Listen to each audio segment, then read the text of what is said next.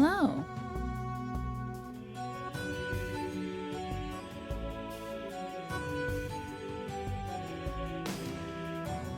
Hello, good evening.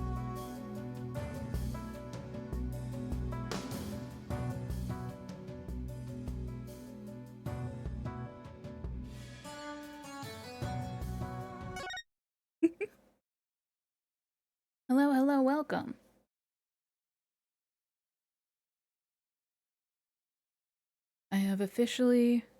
I haven't deleted my account yet, but I have officially decided to stop using... Wait, hang on. I can do this. X. Come on, you can do it.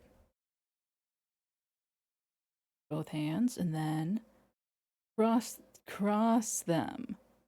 Cross them. X. You know what I mean. Xiter. The website formerly known as Twitter. X. I have decided to stop on account of their fucking AI thing, which is beyond stupid. And as such, I have moved over to Blue Sky. Thumbs up?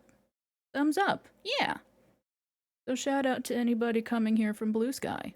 Hello and welcome. Was there anything I wanted to yap about?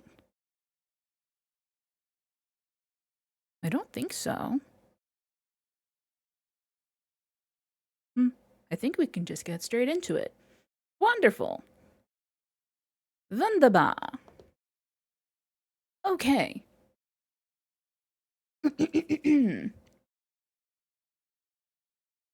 Previously on Phoenix Wright Ace Attorney Spirit of Justice, we are Apollo Justice, clad in red.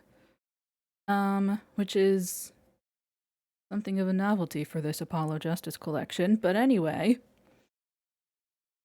Oh right, my chat widget is broken. That's something. Is that my chat widget is broken, so I have a little pop-out chat. There we go.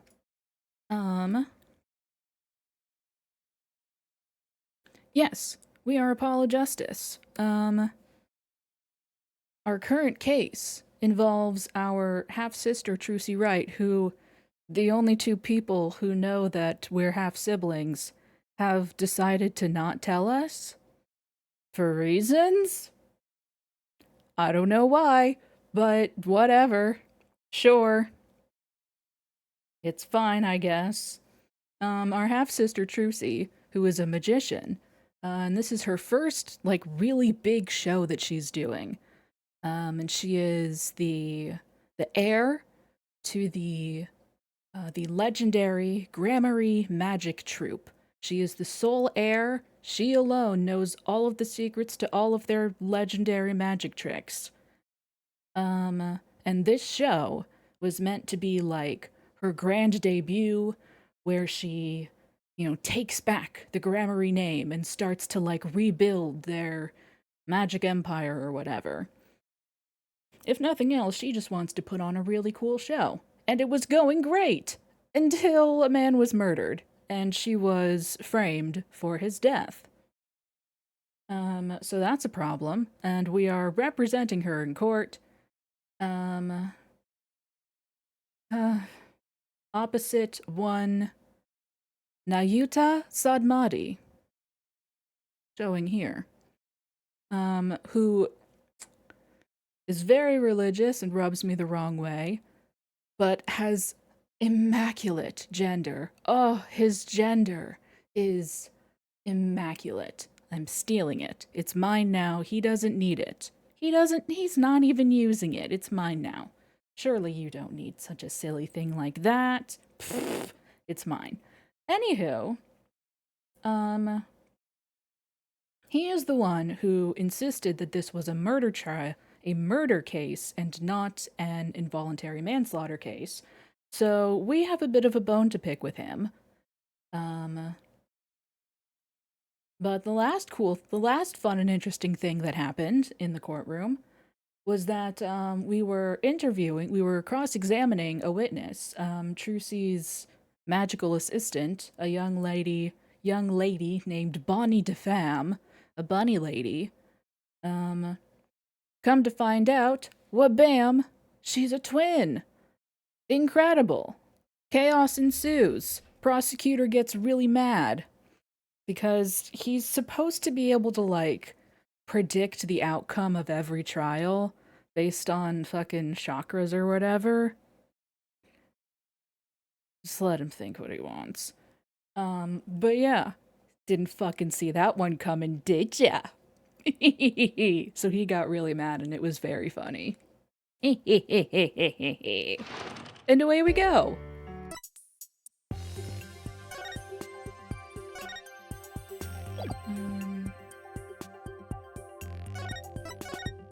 Yes. Oh, and the victim's name is Mr. Rias. His stage name is Mr. Rias. His real name is Man of Mystery. And he was supposedly trying to steal the notebook that Trucy kept with all of Troop Gramarye's magic secrets in it. What happened understage? It's true. I had business in the understage passage because of the upcoming trick. It was the fire trick, right? The one that Mr. Rias was supposed to do. That's right. It's a very dangerous trick, so I had to make sure we were prepared for it. It was in the script, and I really wanted to see it, but I couldn't because of the accident. Shut up, you're gonna give it away! Anyway, I was real busy. Yeah, way too busy to have the chance to kill Mr. Rias.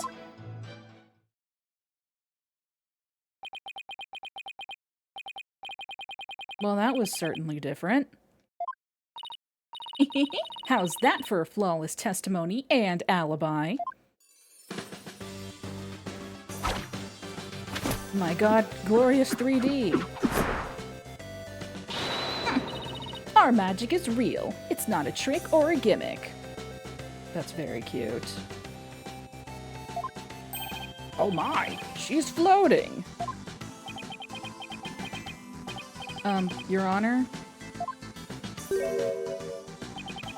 You can see she's being held up from below. You were supposed to pretend you didn't see that. It's a little something called etiquette. But I can't help it. Whenever I see a contradiction or inconsistency, I just have to point it out. Poor boy. Now then, the defense may begin its cross-examination. Oh boy! Boom boom. Chickadoo.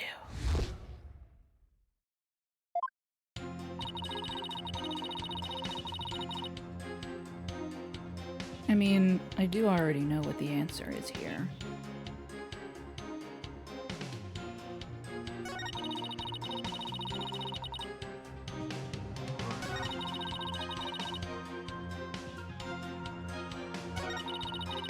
Hang on.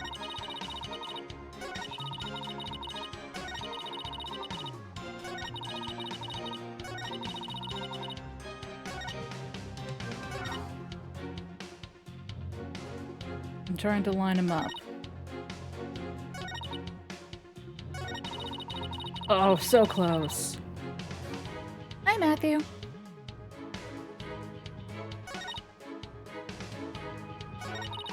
Nope.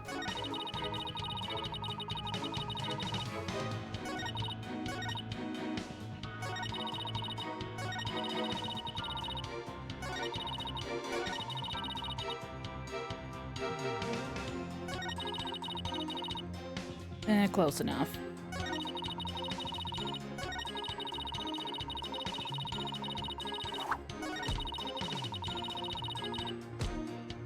Hold it! So what exactly do you mean by you're gonna give it away? See, Bonnie, you and your big mouth. Now Lobster Boy wants to know what we're talking about. I'm sorry.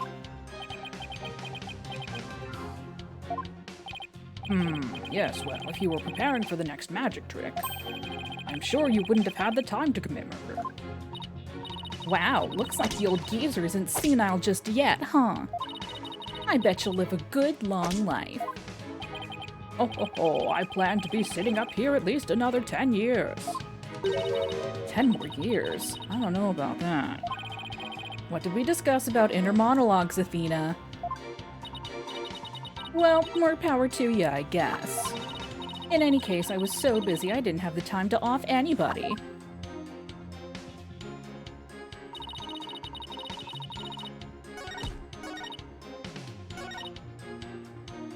Anywho.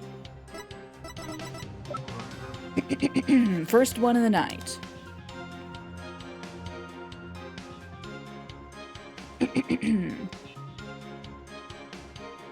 Objection! Objection! I hate to break this to you, Betty. There's a big flaw in your testimony. As big as the one in that floating trick you did earlier. Ooh, harsh words. Unlike the get up and stretch time, which I'm going to ignore because we just started.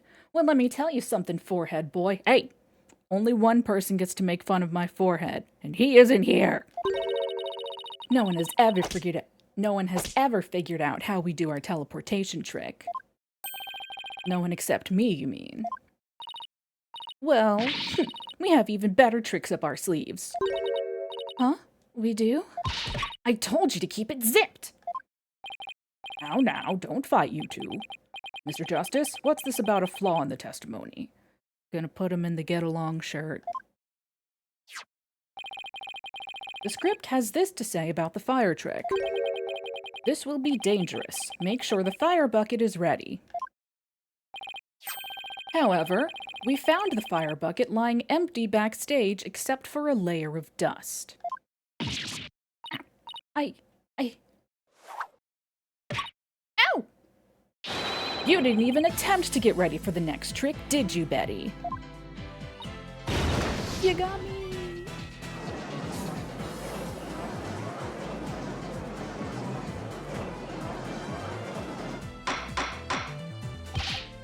Betty DeFab, you will explain yourself.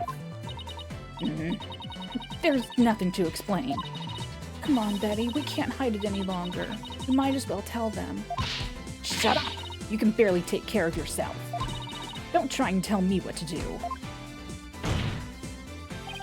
Well, if neither of you will explain, I guess I'll have to. The reason Betty didn't prepare for the fire trick is because she is afraid of fire. Knew the show wouldn't go on. You didn't prepare for the fire trick because you knew, didn't you? You knew that the body would be found and that the show would be cancelled.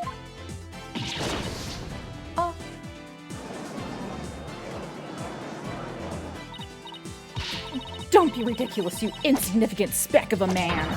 I'm gonna yank those lame bangs of yours off. Is that what you want, huh? Objection! Leave my hair alone. Whatever, they can grow back! Now stop stalling and just tell us the truth already. I can't reveal my secrets. I'm a magician. Objection! Oh.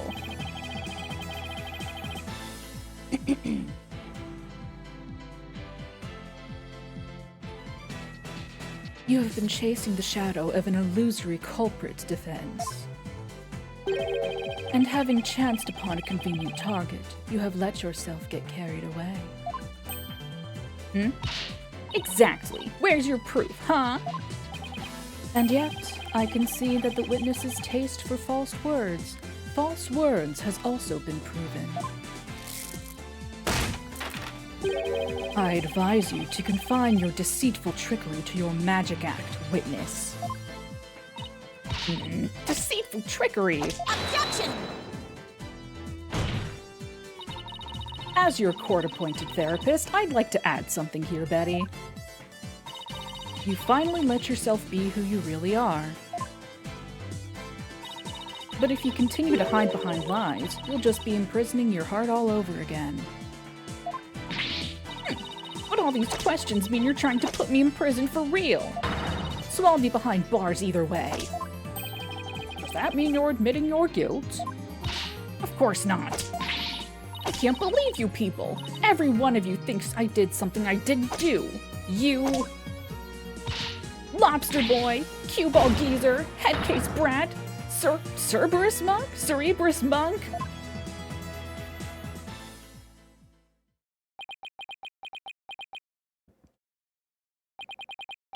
Cue Ball Geezer?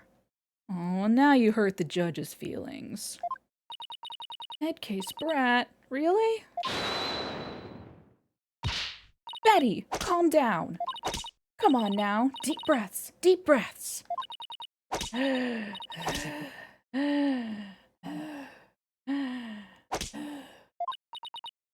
Look, I'm not the murderer, I tell you. Then how did you know the show would be called off before the fire trick? I told you. We can't reveal our secrets. We're under contract. Contract? What is she talking about? Well, you see, Apollo, a contract is a thing where... Be that as it may, you're obviously a suspect in this case. Objection!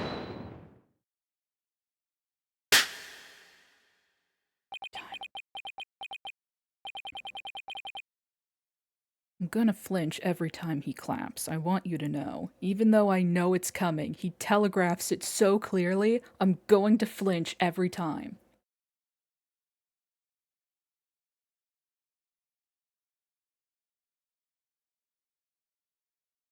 God, he's so fucking pretty. Ugh! Give me your gender! You don't need it. Give to me. Gimme. Gimme, gimme, gimme. Yeah. I'm beginning to see. The karmic threads that make up the intricate tapestry that is this case. Huh? Allow me to summarize your assertions, defense. First, that the victim was killed in the understage passage. And second, that the witness and the accused are the only two who could have done it. Exactly. What's more, Betty knew that the body would be found, and the magic show would then be called off. Therefore, it's reasonable to conclude that Betty killed the victim understage. But what if Betty knew that the show would be called off for some other reason? Like what? In the course of my investigation, I found it strange that the dragon set piece fell when it did. That, in conjunction with the body tumbling from the coffin in such a dramatic fashion, all seemed too perfect for mere happenstance. Goddamn butterflies. Goddamn Disney princess ass. It was as though the entire chain of events, had been planned out in advance.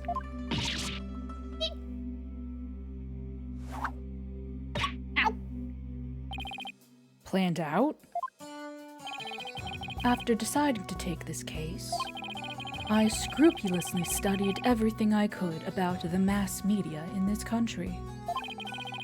I read the newspaper, old news reports. I even browsed tabloid magazines. So you consumed printed media. In this, the year of our Lord... 2027, I think this game is set? I don't know. How very industrious of you. I'm impressed. During this process, I learned about a strange practice favored by the TV world.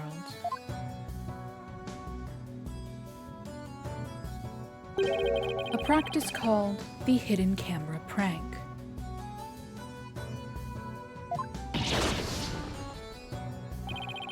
Betty and Bonnie, you knew about this, did you not? Didn't Fuckface from last time... Didn't he say something about...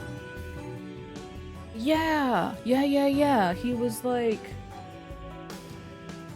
He arranged for Trucy's magic show to be on TV and played it as like a versus between her and Mr. Rias. And whoever put on the best act. Oh, yeah, and he was gonna put it to the audience to vote, like, who put on a better show.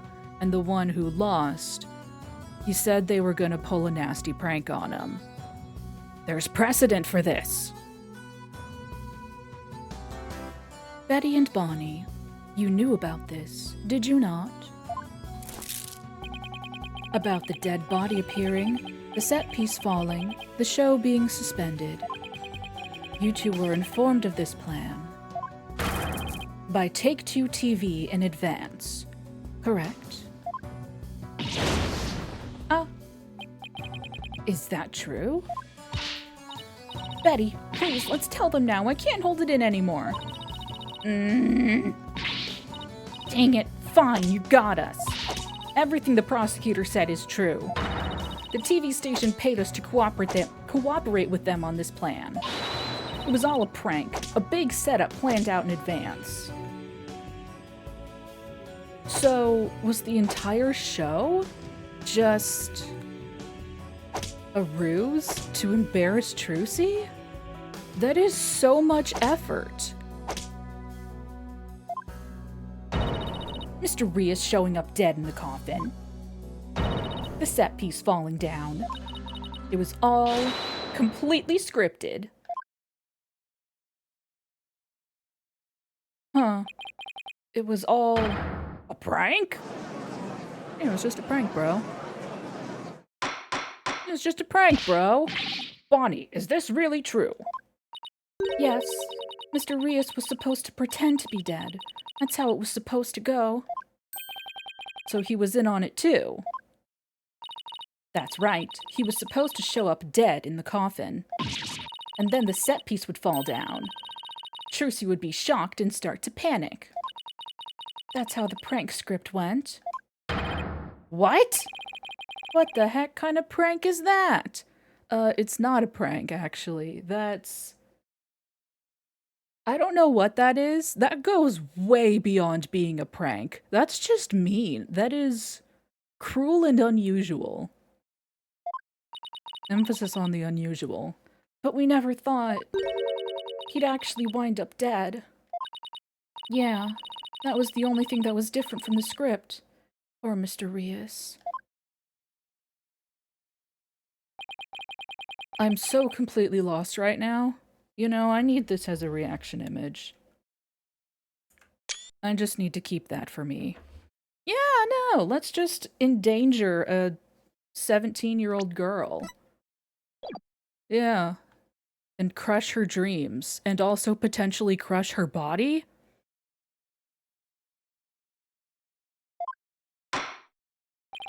Well, Betty and Bonnie, it certainly sounds like you have some explaining to do. All right. I guess desperate times call for desperate measures. Just this once, we'll share how it was done with you. So listen carefully. You'll never hear this kind of thing anywhere else. Ah! Ah! A little bat! Adorable. I did notice last time, I didn't say anything after it was revealed that they were twins, but I did notice, I realized that, there were two rabbits in the dressing room. A white one with dark eyes and a black one with red eyes. Hey, Mittens. How are you?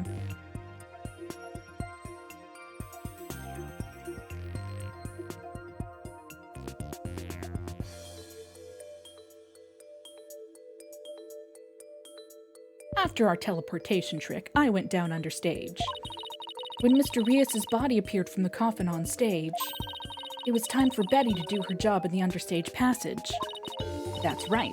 I used the remote control for the winch connected to the dragon set piece. Good day? Excellent. And made it fall down. And just before the dragon fell, I called Trucy to the backstage so she wouldn't get hurt. Alright. After that, the plan was for Mr. Rias to come back to life in front of a panicked Trucy. He was supposed to laugh and fly up and away. That was how it was scripted anyway. for some reason, he really did turn up dead. So he kind of just stayed on the ground. What kind of sick joke is that? It sounds like a terribly mean-spirited prank to me. The poor defendant was trying to do her magic show. I guess so. I'm sorry, Trucy. Whatever. It was all the ratings Raja's idea anyway. Yeah, it sounds like just the kind of thing a guy like him would come up with. This is the prank plan script we got from the ratings Raja. Roger reddens. Dang it, you made us break our contract. Now we won't get paid. Let me take a look-see at this right here. Raise his body, floats an empty coffin, cause a big ruckus. Raise reaction on film, come back to life. Another round of surprise.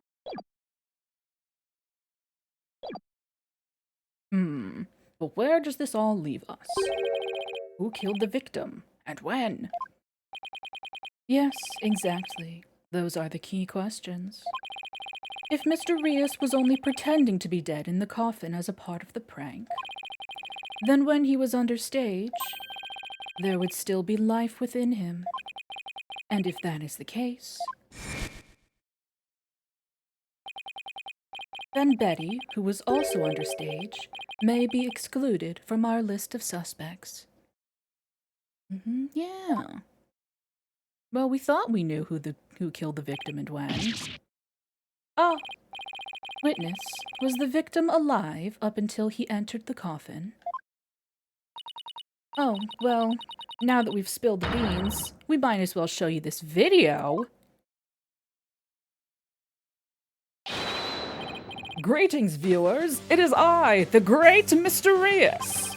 We are currently in the middle of Trucy's escape trick. Having snuck through the understage passage undetected, I am now hiding backstage, preparing to play a little prank on Trucy. I'm about to hide in the coffin, which Trucy will stab with her rubber sword. And when the coffin opens, oh, I will be in it, acting as though I've met my maker. Can you imagine the look on Trucy's face then? Oh, I can hardly wait. All right, fucker. Rude. He's about to hide in the coffin? No. Get your goddamn Disney fucking. It would seem the threads of karmic destiny have led us to the truth. Alright, 1 second. Nope, still broken.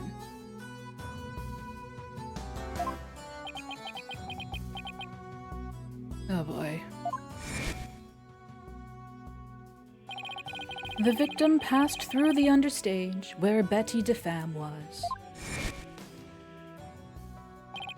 and came up into the backstage area. We know this because Mr. Rios appeared to be backstage when he shot the video we saw.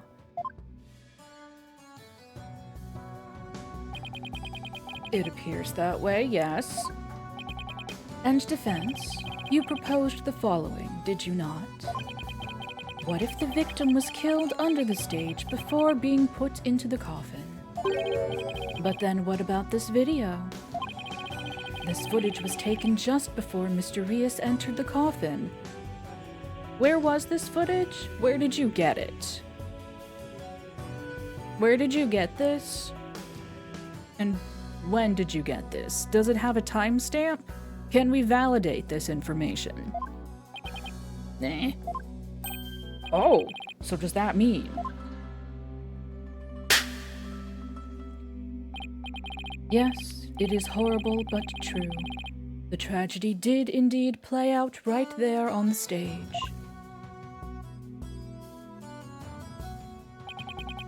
When into the coffin where Mr. Rios was hiding, Trucy Wright thrust her blade. God, you're so pretty! If pretty, why hot? If hot, why evil? If pretty, why evil? Stop! Ugh! Uh, oh. See? Told you so. So are you saying the incident was a tragic accident that happened during a prank? Hi, Deb, how are you? And also, 100% correct. You're so right. It would be an accident if the accused had no knowledge of the prank beforehand. So let us ask the accused herself. Miss Wright, did you have prior knowledge of the prank? What? I... Tell him, Trucy. You didn't know anything about it, right? Of course I didn't. I didn't know a single thing about it. Objection. Still think you can play innocent, do you? In that case, you leave me little choice but to present this piece of evidence. It looks like some sort of note. Motherfucker used his magic clipboard again?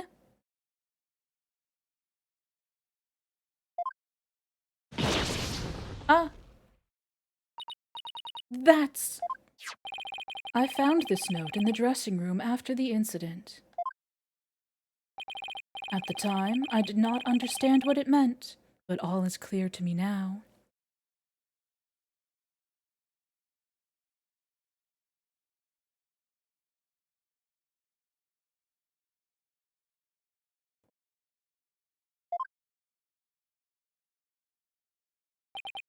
What's this? Let's see. It says, get the video camera after Mr. Rios comes tumbling out. It is a note signed by the accused, instructing Bonnie to collect Mr. Rios's video camera from him, it seems. I don't get it. It doesn't make any sense. I found it in the dressing room before the show. When I saw it, I realized that Trucy knew about the prank. It does bear her signature. I'll give you that much. It's a court record. So the defendant had prior knowledge of the prank. It would appear so, yes. When she learned about the plan to trick her, she decided to use it to her own advantage. So she thrust the steel sword into the coffin where the victim stood chuckling to himself. Is that not what happened, Miss Wright? Of course not! And I didn't write or sign that note! Ah, but the handwriting matches yours. And you don't think it's suspicious that it's a typed note? With her signature handwritten? All of the evidence and testimony points to you being the culprit. But I didn't do it! It wasn't me! Then explain the existence of this note. You can do that, can you not? I can't explain it. I didn't write it, so I don't understand. I didn't kill Mr. Rios. You have to believe me.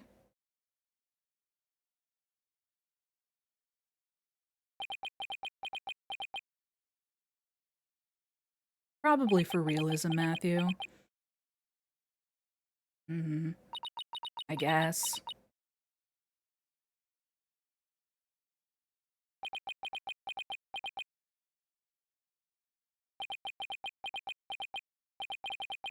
The silence is deafening. Continue struggling against the threads of your own karma if you wish, accused.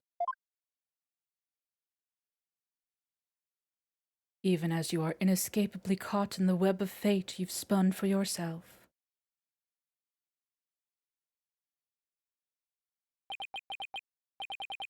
Miss Wright, it is time to resign yourself to your fate. No, I didn't do it. I knew it. That sweet-looking girl, a murderer? She took all of us in with that act of hers. I told you, I knew she was a homicidal little witch from the start. But I didn't do it. I really didn't. Why doesn't anybody believe me? Oh, baby.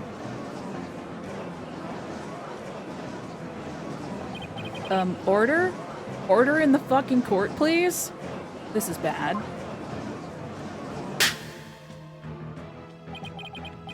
Your Honor, I suggest we put an end to this tragedy now.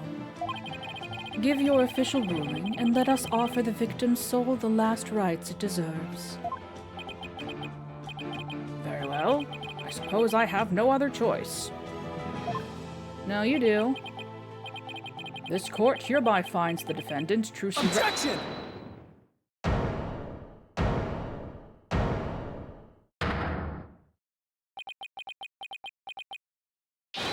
The defense has an objection. Apollo. You. Even now you would. I won't give up, and I refuse to let either of them down. Mr. Wright, who's counting on me, and Trucy, who's put all of her faith in me. Mr. Justice, the fact that you have raised an objection means that you have evidence with which to refute the prosecution's claims, correct? Yes, of course, Your Honor. Do we really have anything, Apollo? Actually, we do! There's one piece of evidence we can present here. Very well, Mr. Justice, you may proceed. As we saw in the show footage, there's no question that the defendant thrust a sword into the coffin. The defense doesn't dispute this point. My badge. But let us not forget that this was a magic show filled with tricks and illusions. We can't take everything we see at face value. So you're saying some sleight of hand was somehow involved? Yes, the defense contends that the sword the defendant used was not the cause of death.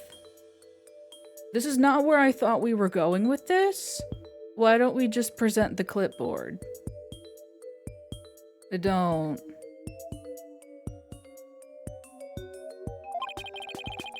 Now what was it Trucy told me she did just before she thrust the sword into the coffin?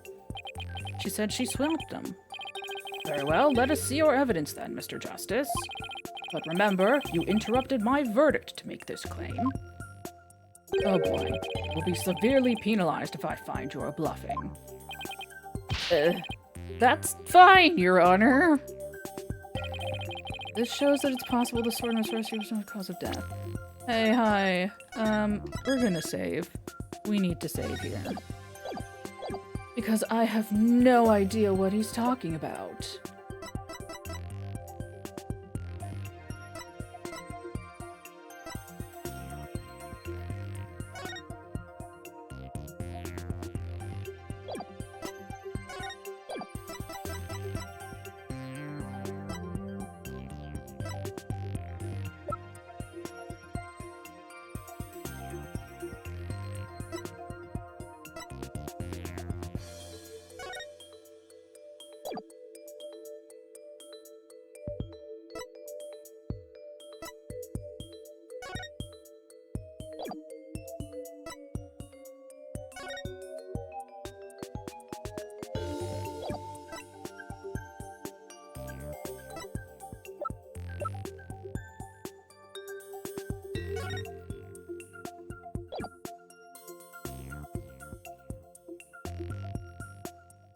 Oh.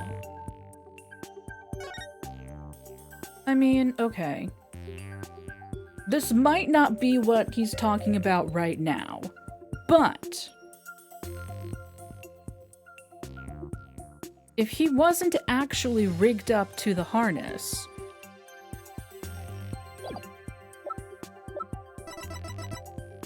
Achtung, baby. Achtung! Hello, detective. It's not Father's Day, silly. Even if it was, not your dad. Thank you for the 9. Oh, I see. I get it. Because the Twitch baby. I get it. Probably. Thank you. Either way. Thank you, thank you.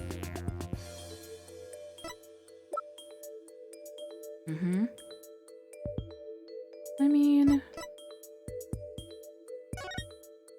Right. He's not actually attached to the wire unless they removed it to take the photo. But that could prove that...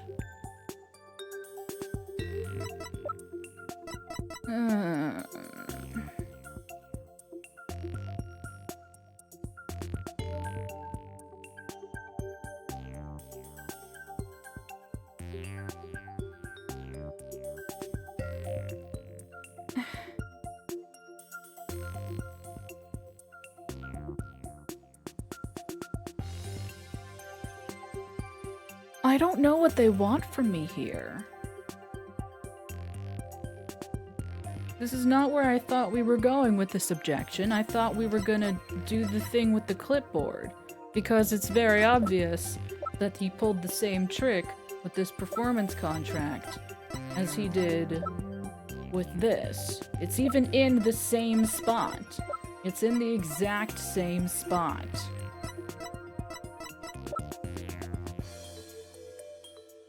That's where I thought we were going with this. And also, name one person who signs their name the exact same way every fucking time. I certainly don't.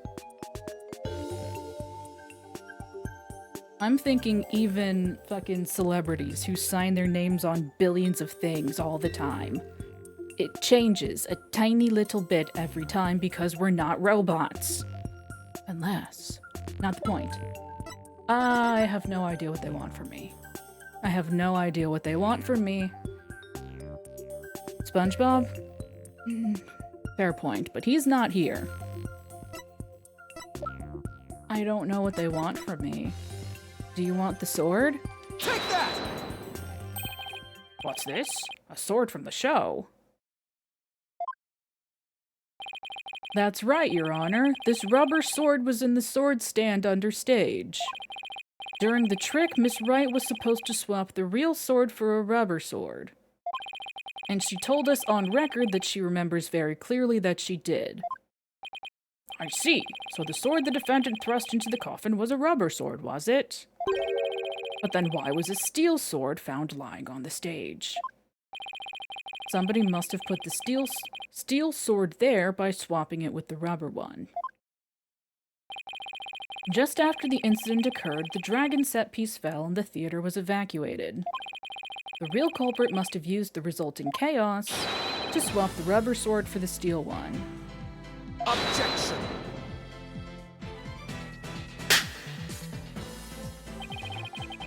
Do you not know when to give up, stinkbug? That is not possible. Blood was found in the coffin hole that the sword was thrust into. Well, yeah, if the sword went into the hole, he was all bloody, it picked up blood from him, and then got it on the hole as it left. It must have been left there when the accused withdrew the sword. Yeah, This is incontrovertible proof that the sword she used was the steel one. Objection! Nuh-uh. But that blood could be the result of someone tampering with the crime scene after the fact. After the set piece fell and the audience was cleared out of the theater, there was plenty of time for somebody to plant that blood there. Objection! If the sword the accused used was a rubber one, then when exactly do you propose the victim was killed? Given that Mr. Rios was alive when he entered that coffin. Objection! Finding the answer to that question is precisely why we need to continue this trial.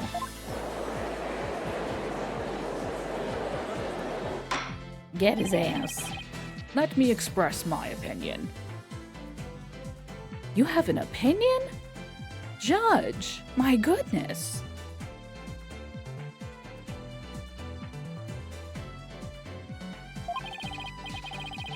By all accounts, it is certainly reasonable to suspect the defendant based on the evidence. But as to the question of whether the sword the defendant used was rubber or steel, I believe further discussion is warranted. I suggest we hear from the defendant herself on this issue. Oh my god, and the defendant gets to testify on her own behalf? What is this world coming to?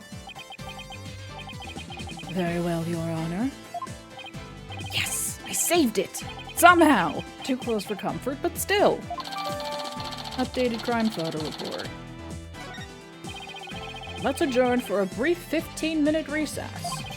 I advise the prosecution and the defense to use this time to prepare. Whee!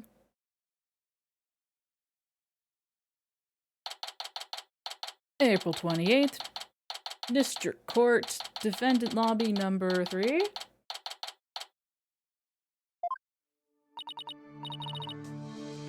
Whew, that was hairy.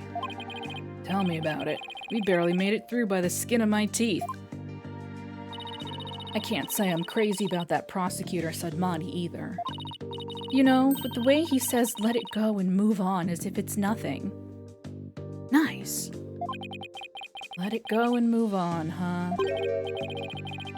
Whoa, boy, am I interrupting a secret conclave of villains or something? Oh, gross. I was hoping it was Emma.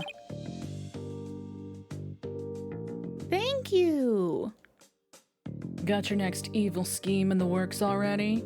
Get out of here. Fuck you. No one asked you. What do you want? Keep making that face, champ, and everybody's gonna change the channel. Look this way, Trucy. Now smile for the camera. Let's see those pearly whites. Isn't that what the Grammary Creed tells you to do? And how do you know that, sir? How does it feel, Trucy? Everybody online can't stop talking about you. They're calling you a real witch out there. Could this be the end of Troop Grammary? Go away, you creep! Oh, what's this? Something discharged into frame. It looks like a yellow gorilla or something. Could it be Trucy's pet? Filming is prohibited inside the courthouse. Do you want me to get the bailiff? There are 2 guards right there. Huh? Filming? What are you talking about? I don't even have a camera on me. Huh?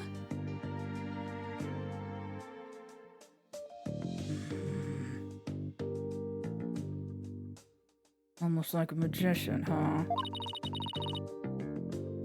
Almost like a magician, huh?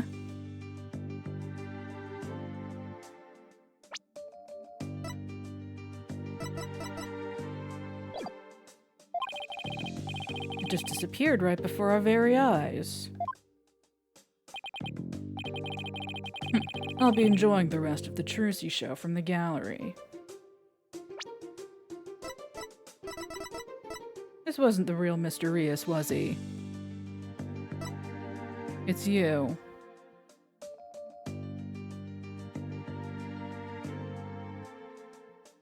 I don't know who this sap is, but it's you, isn't it?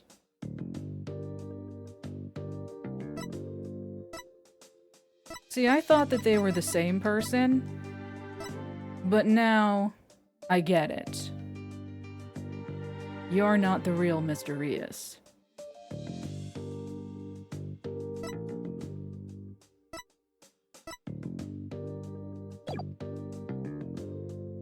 Motherfucker. I put out a call for Trucy's fans to come and support her earlier, by the way. Yeah, no, it did. They changed it for Halloween, and there are tutorials online instructing people how to change it back. Then I'll get some great footage out of them. This is gonna be good. Hang loose, baby.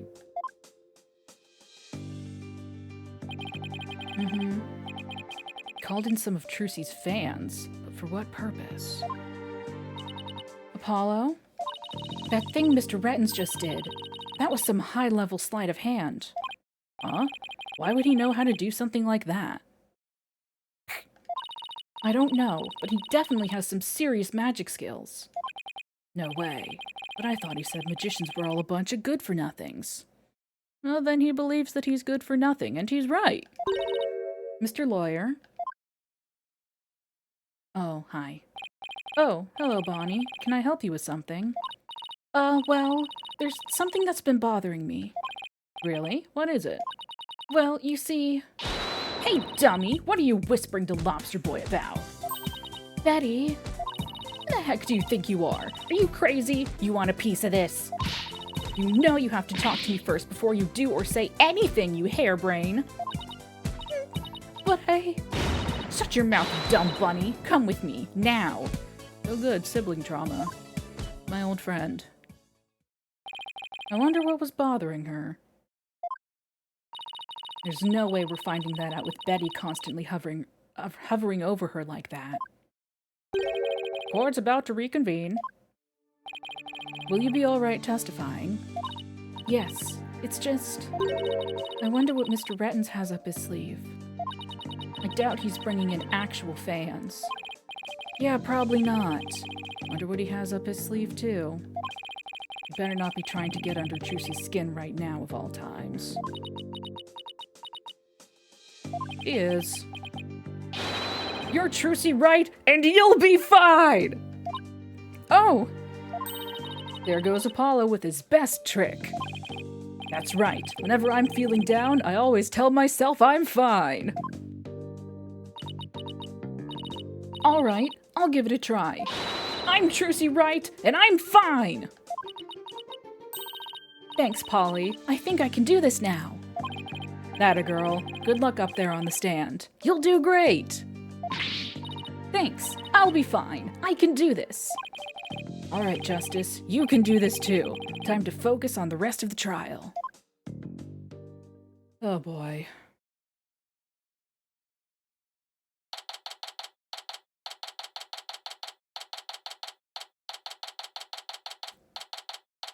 April 28th, District Court, courtroom number 6. Obviously, Detective. Court is now back in session. Defendant, please step up to the witness stand. Hey, doll. Trucy Wright, magician. Here comes the liar, the deceitful witch. Throw the murderer in jail. Last member of that criminal troupe. Ooh, we don't want to see you on any stage. Order! The gallery will be quiet or I will have you all thrown out on the spot. What's with all the hecklers? I bet they're the fans Mr. Rettens invited. What a grade A jerk. Well, he's not gonna psych us out. Now then, Miss Wright. This court would like to know if you switched from the steel sword to a rubber one on stage. So please testify about this issue. She's just gonna try and trick us again with her magic. Hurry up and convict her already. Give her the death penalty. Meh, meh, meh, meh, meh. Silence, all of you! I won't tell you again. Miss Wright, do you feel able to testify?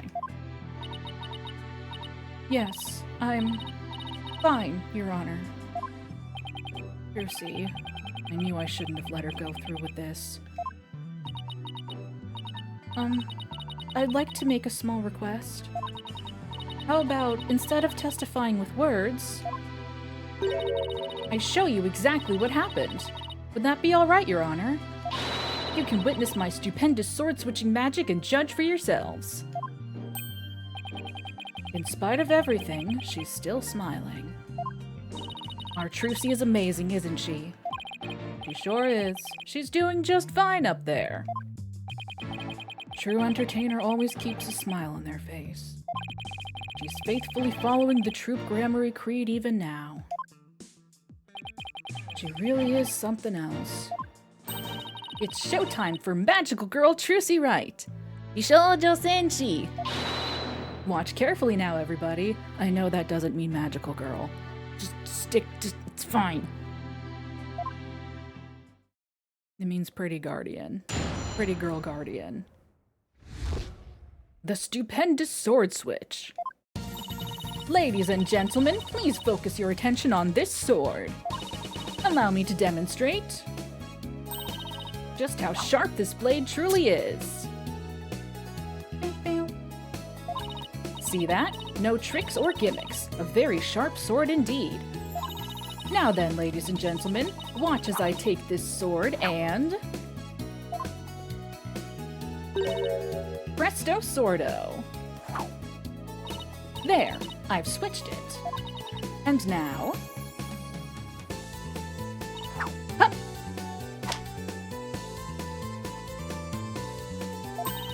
As you can see, the blade is not steel, but rubber.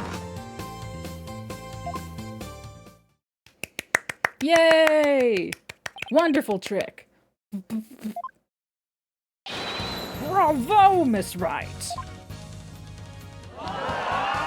Yeah! She switched him in a flash. I couldn't see her do it at all. She's completely turned the room around. The hecklers are being drowned out by all the cheering. Nice. Where did the steel sword vanish off to, Miss Wright? In order to deepen our understanding of the case, please tell us if you would. I'm not asking out of mere curiosity, just so you know. I usually hide the steel sword backstage when I switch them during the show. So when you thrust the rubber sword into the coffin, the steel sword wasn't even on stage, but behind the curtain. Exactly. So you see, there is a trick and a gimmick to it after all. As for where the steel sword went when I performed the trick just now, it's a secret. Wouldn't want to spoil the magic for you now, would I? Ho ho ho! That's our Trucy. Yeah, still. Miss Wright, that part where you spun around, that's an actual part of the sword-switching trick you do for the show, right? Right. The other parts, like the apple, were just to help with my explanation here in court. That's funny. I think I found an inconsistency in her testimony. And it looks like I'm not the only one. I don't know what it's doing there, but now that I've found it, I have to get to the bottom of it. Now then, Mr. Justice, you may go ahead and question the witness. But try not to ask dumb questions and spoil this wondrous magic.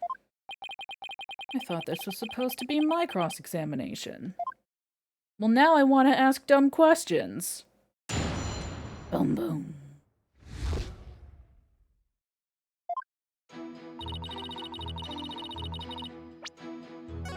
I'm gonna ask all the dumb questions.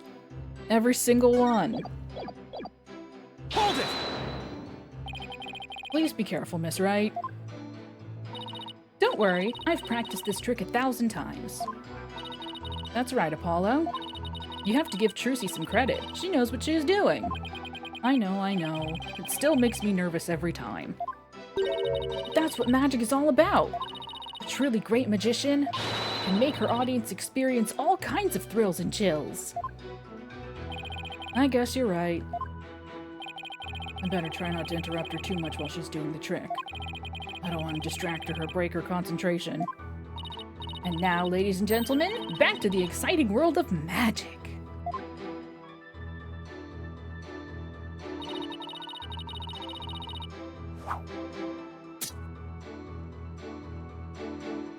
Hold it! Miss Wright, please don't swing that big dangerous thing around. Somebody could get hurt. Apollo, please don't shout when I am swinging said blade around. Somebody could get hurt. Oh. Yeah, sorry about that. Couldn't help myself. You should know better than to talk to me when I'm on stage. Mr. Justice, I'll see you in my chambers after court is adjourned. For what? Uh-oh. I don't suppose somebody could make me disappear before that happens. Let's just watch quietly, shall we, Apollo? And now, back to the show!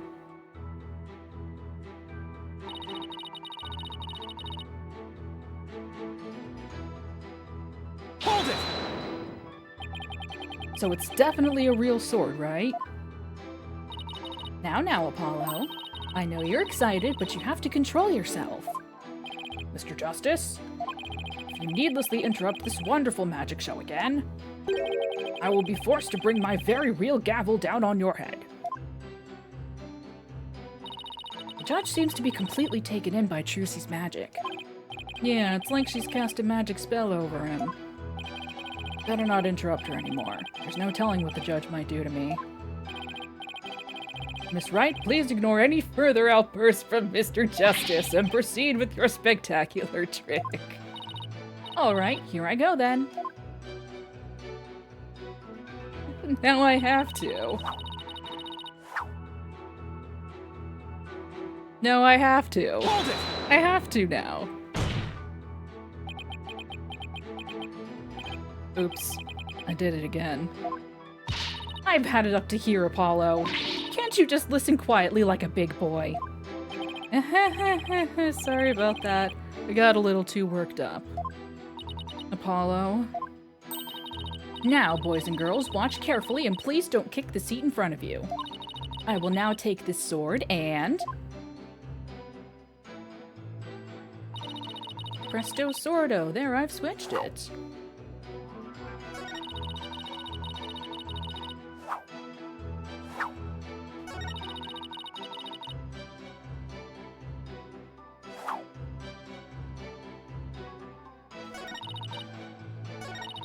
Hold it! So you switched swords when you spun around just now. That's right. It's the same way I do the trick in the actual magic show, too. But I'm also doing a lot of extra things that I don't do during the show right now, though. The key point is the sword switching. If only we could prove she did it during the actual show, too. Yeah, I know what to do. I'm just being a little shit. Yeah. No, it's nothing. Uh-oh, this is quite the pickle. How should I go about handling this? Miss Wright, please continue with your trick. So you've all just witnessed me switching the swords. And now up.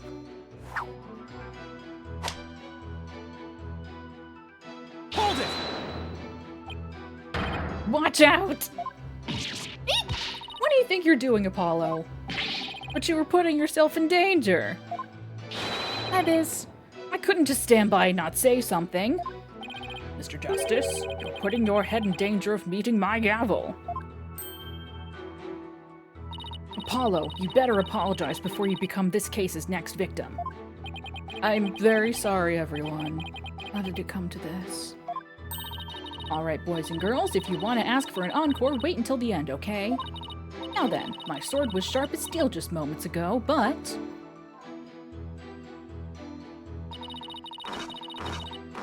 Squeaky! Hold it! Wow, that's incredible! When in the world did you switch them? Huh? But I explained it once already.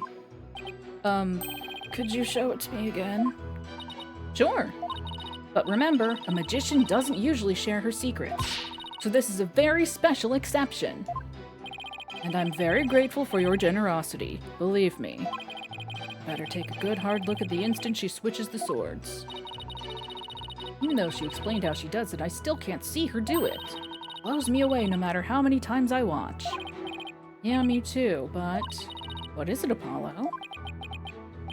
Did you notice anything about the way Trucy moves during the trick? You mean like her movements? Yeah, I know.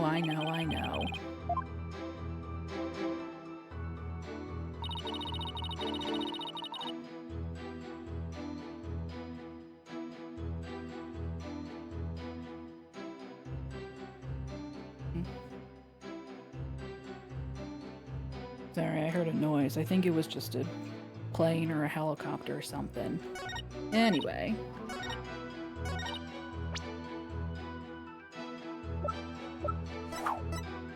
Terribly sorry, doll. Objection! Miss Wright, there's something I'd like to confirm with you. What is it, Apollo? There seems to be a discrepancy between the way you performed the trick for us just now and the way it appears in the show footage. What? But that can't be! I performed it exactly the same way both times. Then what's going on here? Miss Wright, I have the show footage right here. And the part where you twirl your cape around is missing from it. What? But I did it! So... it really is the exact moment you switch the swords. Yes, that's right. I knew it. Ah. And the implication is because she didn't do the twirl, she didn't switch the swords.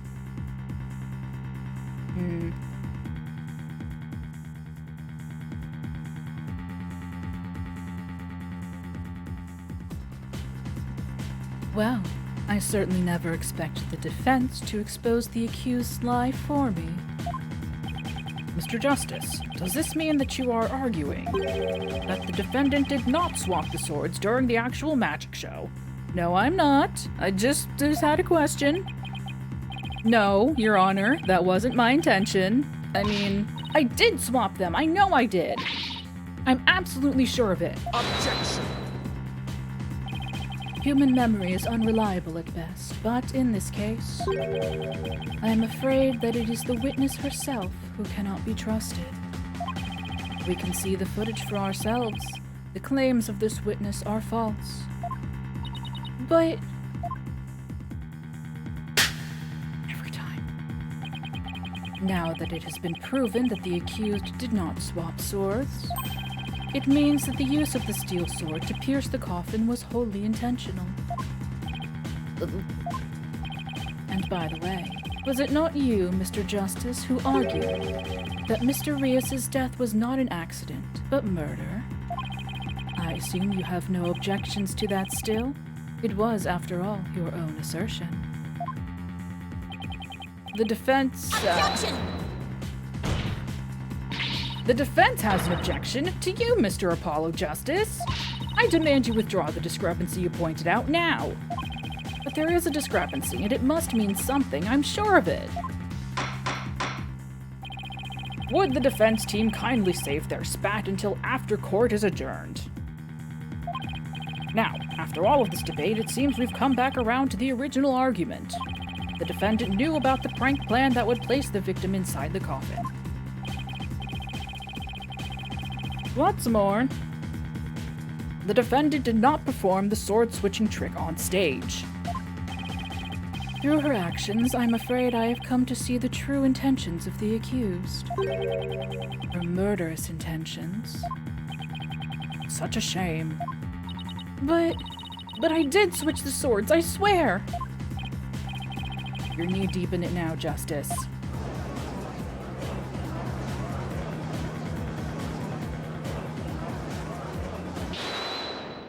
Holding it. Oh, hi! Excuse me. Let's see, you are... which one again? Benny? No, that's not right. Bonnie? It's Bonnie. You were mixing the two names together, Your Honor. Oh, pardon me. And do you have something you wish to say, Bonnie? Yes, Your Honor. I'd like to testify. About what? The more I think about it, the less possible it seems. I don't believe Trucy killed Mr. Rias. Bonnie? Oh no. Hey, what's the big idea? Such an incredibly gifted and talented magician would never commit murder. I refuse to believe it. What are you talking about, you harebrained hare? You keep your trap shut. I got a bag of baby carrots for you, so chew on those and pipe down. No, I won't be quiet. What's the matter with you? Didn't you hear me? Trucy said something to me once. Huh? She said, no matter how scared you get, no matter how mean people are to you, you can't give in or give up. That's what being a professional magician is all about. Isn't that right, Trucy? That's right, Bonnie. I've always been afraid to stand up to Betty, afraid to defy her, so I did what she said. But when I saw Trucy today, she gave me strength.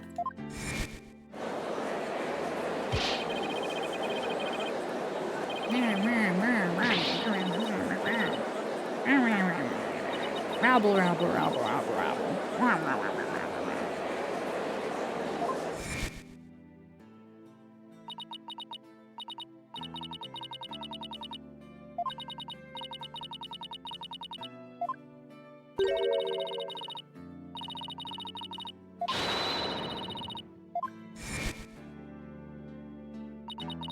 Seeing her courage, the way she kept smiling despite everything, she's just incredible.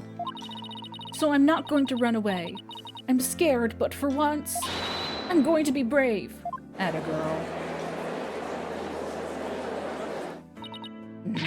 What have you done to my sister, Trucy Wright? You've practically brainwashed her. No, that's what you did. It's the power of Trucy's conviction, that's what it is. It's touched Bonnie's heart. Yeah, Trucy really is one magical girl. Bonnie, is the topic of your testimony related to that thing that was bothering you? The thing you tried to tell us about in the lobby during the recess? Yes. Ever since I saw the show footage, something's been nagging at me. I'm not exactly sure what it is, but something is off. I feel like something about it is different from what I saw on the stage. What do you mean by that, Bonnie? I wonder if what was shown on TV is really the same as what happened on stage. Was the footage doctored? Objection! Of course it is. The show has only been performed once, after all. No, there's dress rehearsals and shit. It can't show anything other than what happened on that stage yesterday. Objection! The get up and stretch chime! Everybody get up and stretch.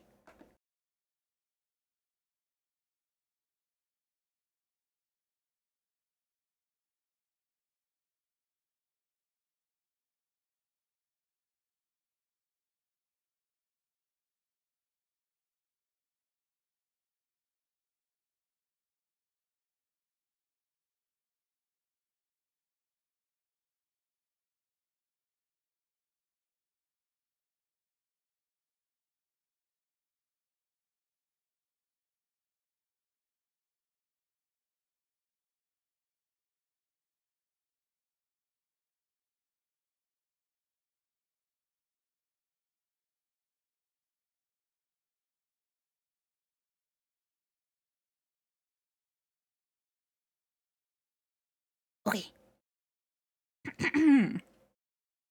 But Bonnie's testimony deserves our attention. We have to examine the show footage. What can we check it against? Do you have some other footage of the show? Well, I have some show footage. You do? One of the TV station's cameramen said he was a fan of mine. Oh, yeah. He kept his camera on me throughout the whole show. That's weird. How old are you again? 19, huh?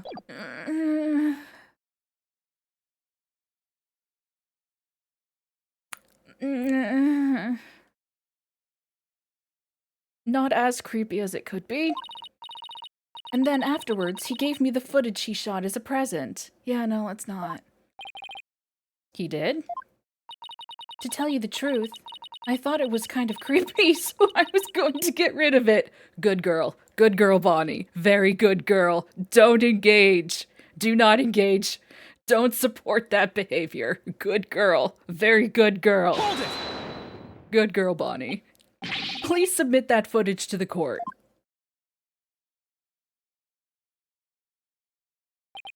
Now then, let's take a look at this new footage. We don't talk about the circus, detective. I assume you're talking about the circus. We don't talk about the circus.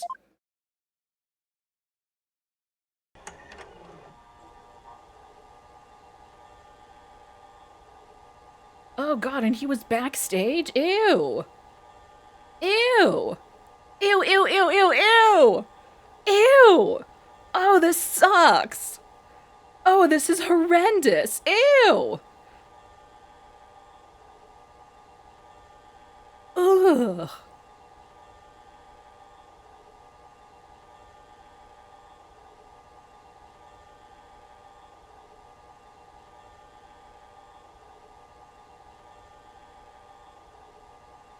Cards.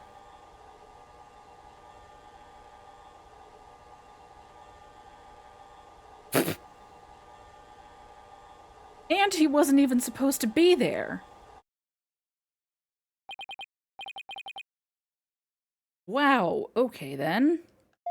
He really did keep his camera on Bonnie the whole time, didn't he? Yeah, he sure did. Ugh. I think this cameraman needs to keep his personal feelings out of his work. Ugh. Anyone have any hand sanitizer? I feel gross. Ugh. I don't, ugh. Ugh. Yeah, no. Oh, yes, thank you. I'll pour the hand sanitizer directly into my eyes. Thank you. Well, defense, do you still believe this new show footage is worth inspecting? Of course I do! Okay, so how are we going to go about this? Let's try comparing the two. We just might find an inconsistency between them. An inconsistency, huh? Yes, the two pieces of footage are of the same scene, so they should match up. Bonnie felt there was something off about the original footage. So if we can pick out what's different between the two, we'll know what Bonnie found strange. Exactly. Plus, we may figure out why the original doesn't show the sword-switching trick. Your Honor, the defense would like to compare these two pieces of show footage. Yeah.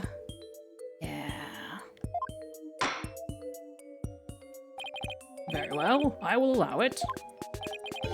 What a waste of time. Apollo, do you know how to compare the two pieces of footage? No, I've never done it before. I'll give you a little lesson then. Use the video player's buttons to go through the footage. Thank you, Athena. Hey, Athena, how do I watch this DVD? Use the DVD player, dumbass. Thanks. When you want to speed through, use the fast forward button. You want to go back? Yeah. God, oh, no, I was joking. No, I was joking. Why is this instructions on how to use a DVD player? No. Fuck, God. And by the way, when the playback is paused, you can do a slow frame by frame. Okay, thank you. How do I switch between the two? Use the switch camera button. Find a difference between the two mid-pieces of footage, put the cursor over what's different, and present it to the court. Thanks, Athena, you really know your stuff. You really know how to use a DVD player. Not really, I just gave it some gusto and then went with my gut on most of it.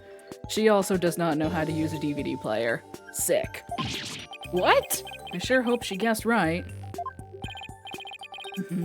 Anyway, let's give it a try. Use the action button. Oh no, the bit rate.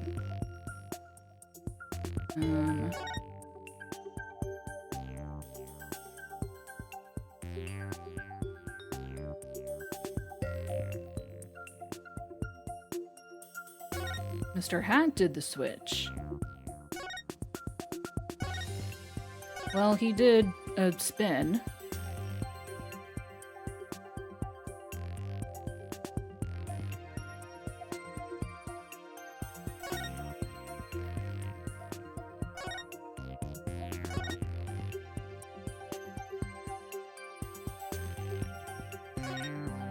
Two.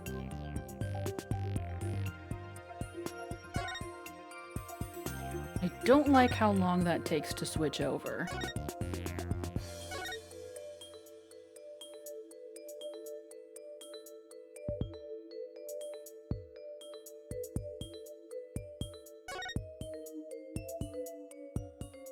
Yeah, no.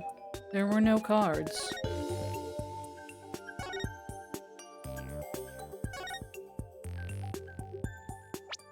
Oops, no.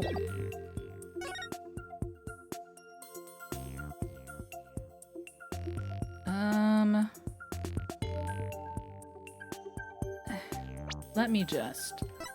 Oh, good, I can't save. Love it. Objection? Take that! Yeah! This is it right here! Take a good look at this scene and compare it to the video shot from the front. Oh, the playing cards don't appear in the video shot from the front. Hey, you're right. What's going on here? Miss Wright, what can you tell us about these playing cards? Oh, those? They're the cards I throw when I do the sword-switching trick. Aha! How convenient! What? Mr. Justice, does this mean? Yes, it means that the sword-switching trick was cut from the TV show footage. So the footage was edited? Yes, with malicious intent. That is absurd. Why is it absurd? Well, we must get to the bottom of this right away. Bailiff, the TV station might still have the unedited footage. Go see what you can find out. Yes, Your Honor. Hup, hup, hup, hup. Holding it. Oh, God. Fuckface McGee.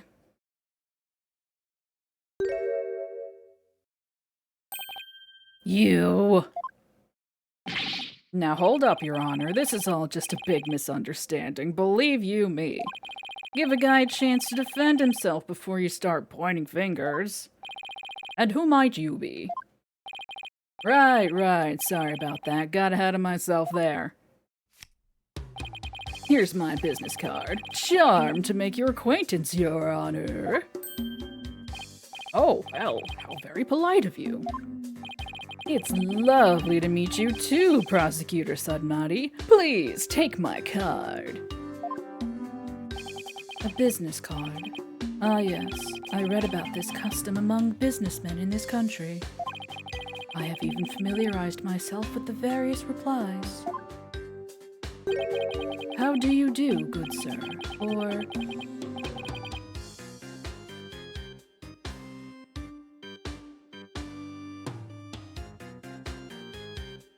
I can't. I have to. I know what I must do. But I can't bring myself to do it. I don't know if I have the strength.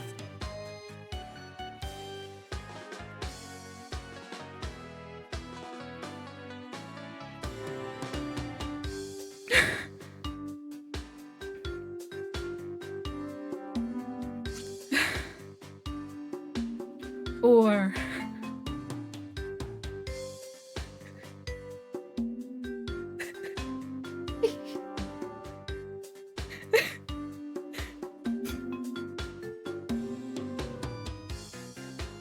What's crack-a-lackin', homie, for example?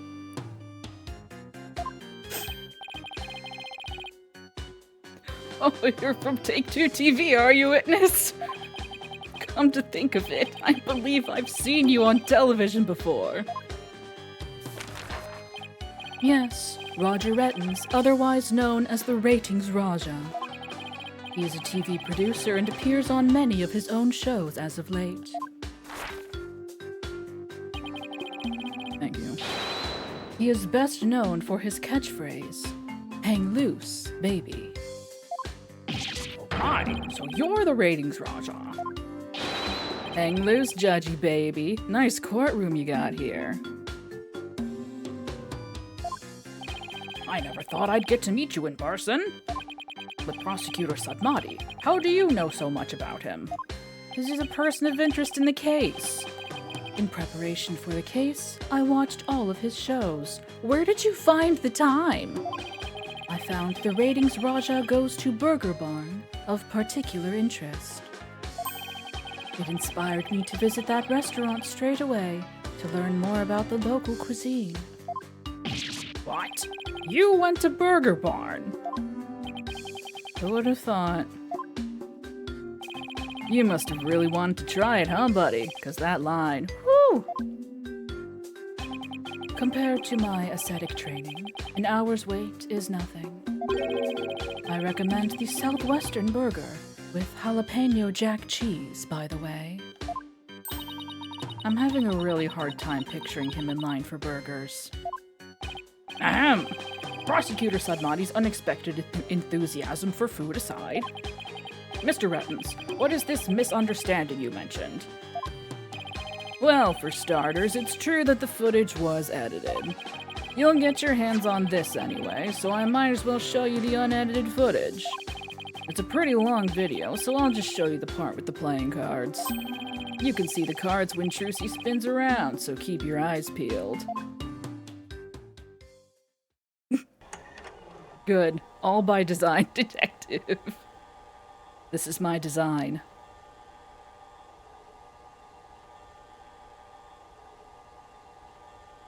Yeah. Did you see the part that was cut where Trucy switched the swords? She spins around and the playing cards go flying. Everything's like it's supposed to be. Then it seems the defendant really did swap swords during the trick. Which means the sword Miss Wright thrust into the coffin was the rubber one. In other words, Miss Wright couldn't have killed Mr. Rias. Yeah, see, that's the first misunderstanding right there. What do you mean?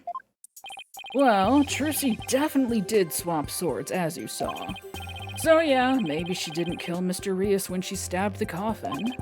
But that just means he was killed after he showed up pretending to be a corpse. So you're saying that up until that point, everything was going according to the script. If that's true, then when and how exactly do you think he was killed? It was after the dragon set piece came crashing down.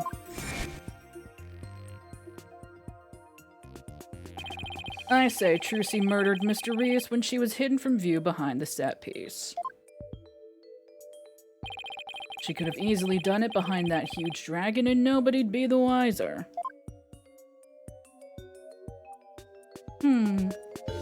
Well, someone definitely could have done that.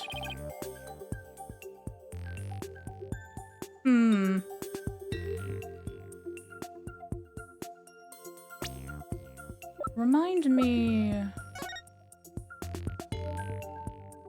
There's a big ruckus.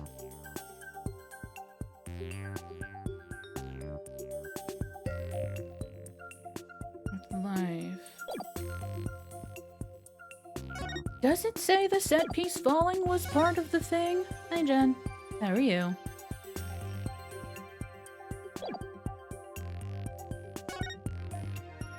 It says he appears in the coffin, and then he comes back to life and goes up in the air. It doesn't say anything about the set piece falling. Maybe I'm being pedantic, or maybe that's important.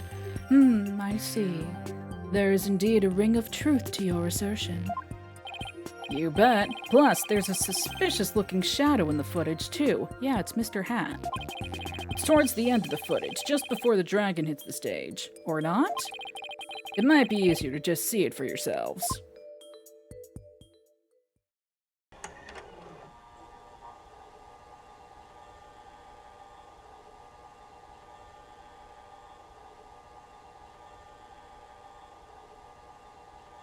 Oh. I didn't see that one. It's only for a split second, so it's hard to catch, but look here. This suspicious shadow must be Trucy. I don't think that's true. Industrious. Excellent. She's using the steel sword she hid behind the curtain during the trick to kill the victim. Really? Now that you mention it, I suppose it does look that way. Objection! This witness is just trying to ram his theory down our throats, Your Honor. Theory is doing a lot of heavy lifting in that sentence. And that's not all. Aren't we forgetting that the witness willfully edited the sword switch out of the footage? You see? There's your second misunderstanding right there. Your Honor, would you mind if I testified about it? I've seen people testify on TV, and I've always wanted to give it a shot. That would be fine with me, Prosecutor Sadmati.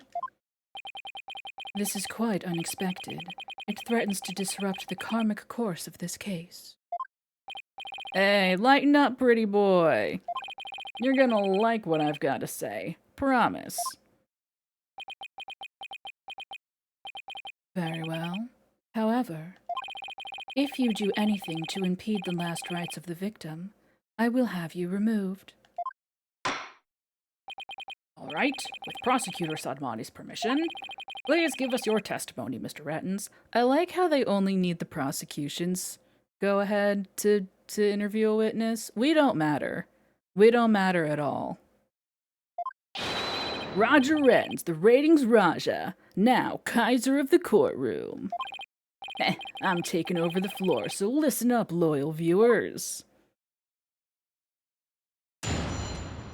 Boom, boom.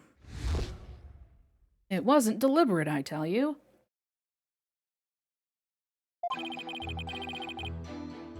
Footage is meant to be edited, I tell you. Scenes are spliced together and long or boring scenes are cut out. All the stations edit footage this way. It wasn't like it was done maliciously or something. It was just a coincidence that that particular scene was cut. It wasn't intentional. Or what, you got some proof that I had an ulterior motive for editing that footage?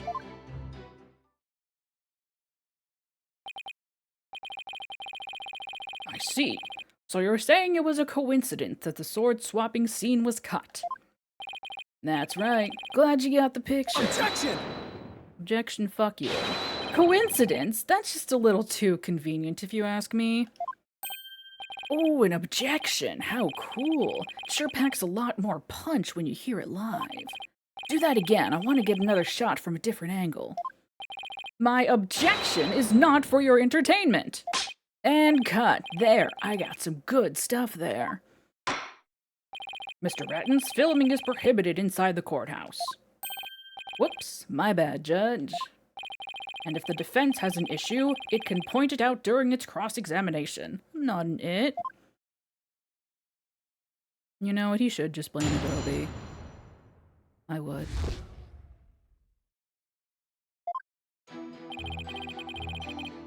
I disagree about this. Objection, I hate you. Hold it! Really? I've never heard anybody say that. It's common knowledge in the TV world. You got any idea what a snooze cruise it'd be to watch a magic show without editing? A magic show like that one, anyway. It was ice cold. Anyway, editing is what makes TV worth watching.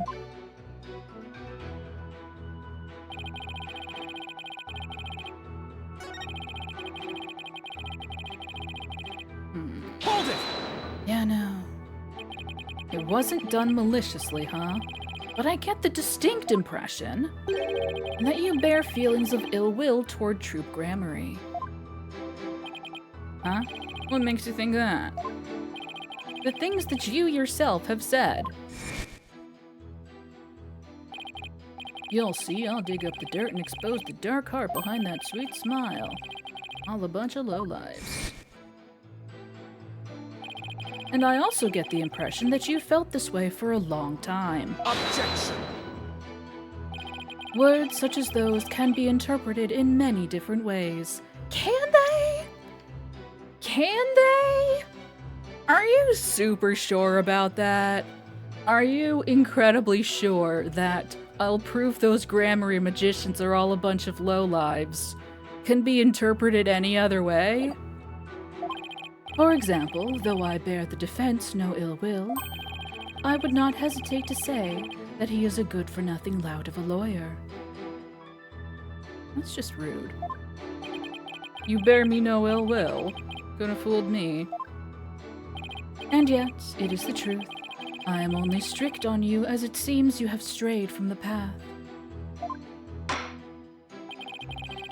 That's true, Detective. If you have any objections, Mr. Justice, please make your case with evidence in the future. Mr. Rettens, please continue your testimony. Just a coincidence. Hold it! Of all the scenes you could have cut, why the sword-switching trick? That seems like too much of a coincidence to me. Oh, so now you're gonna tell me how I'm supposed to edit my programs, big shot? It's hard being the boss, kid. You gotta make the tough choices, like which content gets cut. Then let me ask you this. Why exactly did you make such a tough choice in this case? You wouldn't understand, champ. It's all about artistic vision. I tell you, people tell you how to do your job when they don't know the first thing about it. I may not know TV, but I know evidence law, and boy do I have some for you, champ. I might not be able to show that your selective editing was intentional. However, I know you bear the defendant ill will, and this is the evidence that proves it. I definitely know what evidence is. What evidence it is, rather. And what evidence is. Yeah. Take that! Maybe? No. No, I thought I was onto something. But I suppose presenting the prank script could just be like, oh, it's just a prank, bro. I mean, it's nothing, I guess. I mean, it does, but this isn't what they want. Looking bad and having evil intentions are different things. I hate this man. I detest this man. Oh, hang on, it's not capturing. There it is.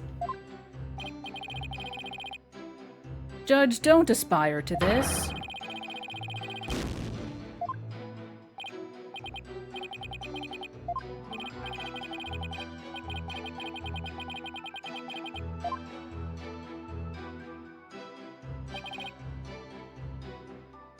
Hold it!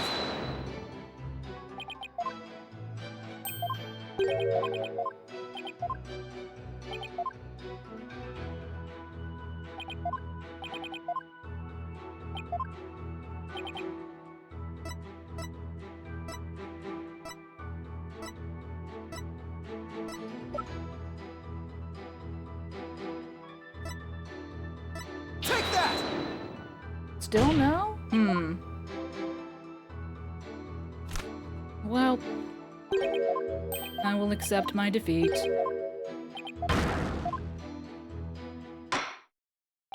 That's enough. I see no need to further prolong this trial. The defense's case is insufficient to overturn the prosecution's claims. This court finds the defendant, Trucy Wright.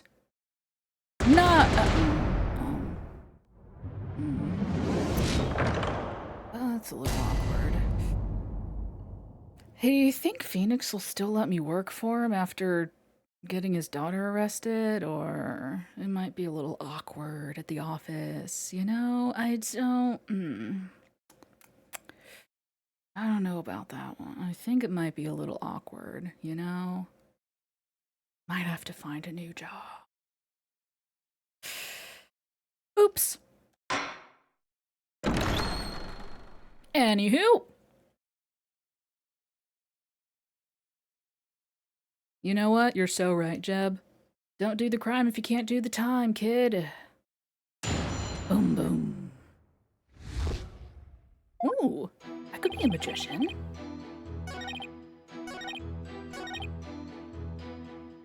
Okay, so.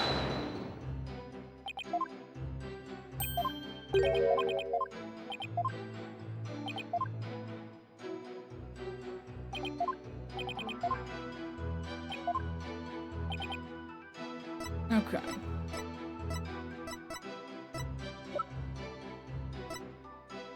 Oh.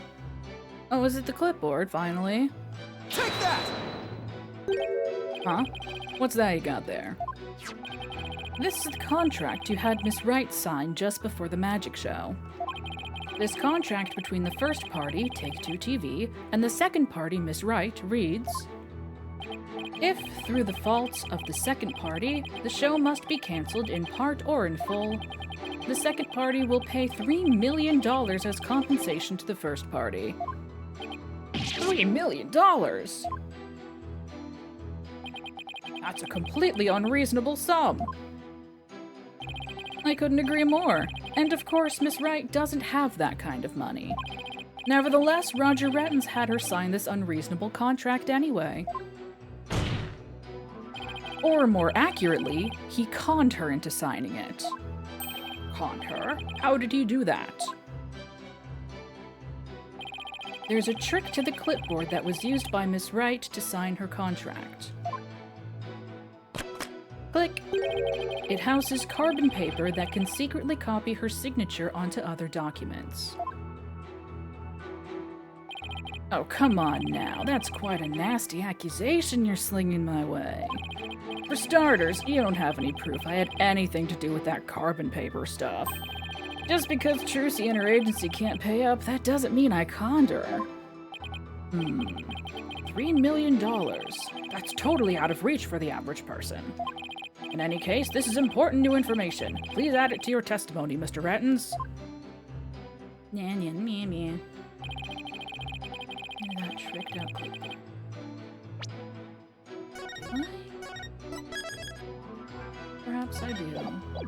I must. Don't I?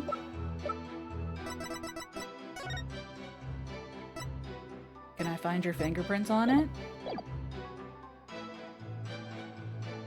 I'm gonna press on it. Hold it! Just because.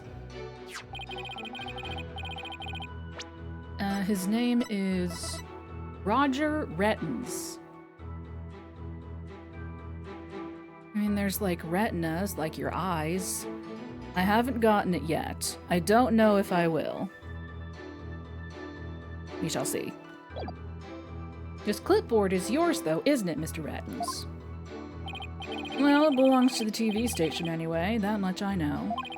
Maybe it was an old prop from one of our TV shows that got used by mistake. Or maybe you used it on purpose, to con Miss Wright. Objection! Mr. Rettens has already stated that he did not. Mr. Justice, please do not use this trial to try to get out of paying your agency's debt.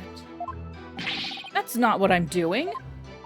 Proof Mr. Rettens is connected to the carbon paper, huh? Trucy's signature was copied onto the fake contract. Then there must be an original contract that Trucy actually did sign. Raja Rettens. The ratings Raja. Ratings Roger. Ah! Roger Rettens, Ratings Raja. I get it! Thank you. But true, but I bet Rettens is too savvy to leave something like that behind as evidence. What if her signature was copied onto more than just the fake contract? Like a third document with Trucy's signature on it? Have we seen any? Yeah, we have. What are you guys whispering about? Let me continue my testimony. Yeah, whatever.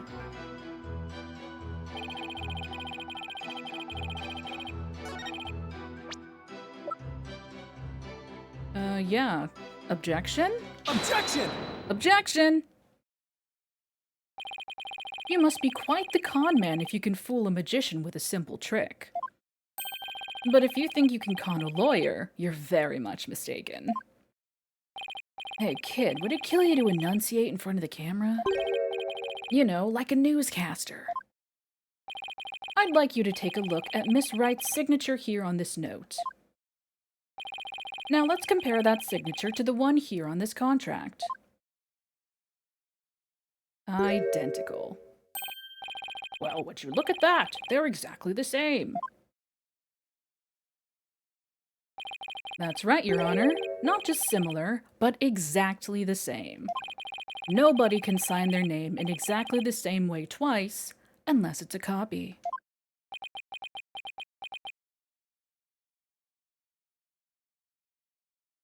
Hate you. These signatures are proof positive that you conned Miss Wright. And they definitively prove your malicious intent. Say, not bad, lawyer guy. Didn't know you had it in ya. This is really getting interesting now. It'll get great ratings for sure. No filming in the courtroom. Don't try to dodge the issue, Mr. Rattens. The fact is that you bear ill will against my client. So the show footage was definitely edited with malicious intentions. Isn't that right? Objection! What a forced argument, defense. All you have really proven is not his ill will towards Miss Wright, but his pecuniary greed. That's right. I just wanted money, baby. Fat stacks of cheddar, that's all. After all, I'd never even crossed paths with Trucy before this magic show. So I'd have absolutely no reason to bear her any ill will, right? You didn't bear her any ill will, huh? Fat chance. This guy definitely has some major hate for Trucy.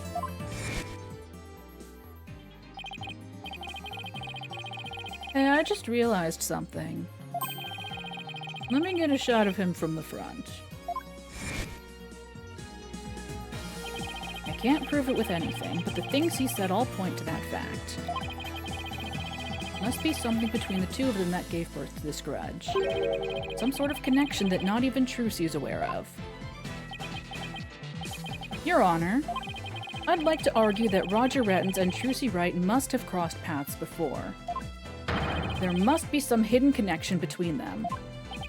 Hidden connection? What is it now? Just what are you getting at, Mr. Justice?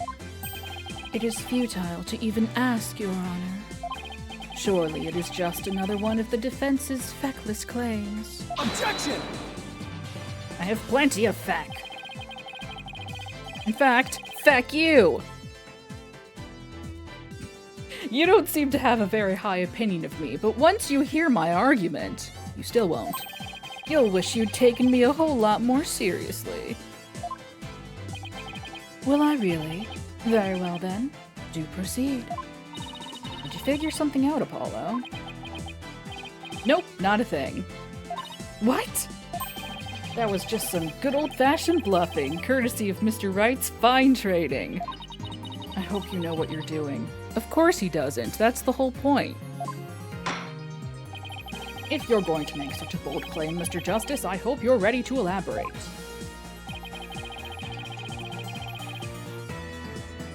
Ew. Ew. Ew. Ew. No. I just wanted to... I can't see it. We'll get there. Pow pow. Sleight of hand trick Mr. Rettens did during the recess earlier.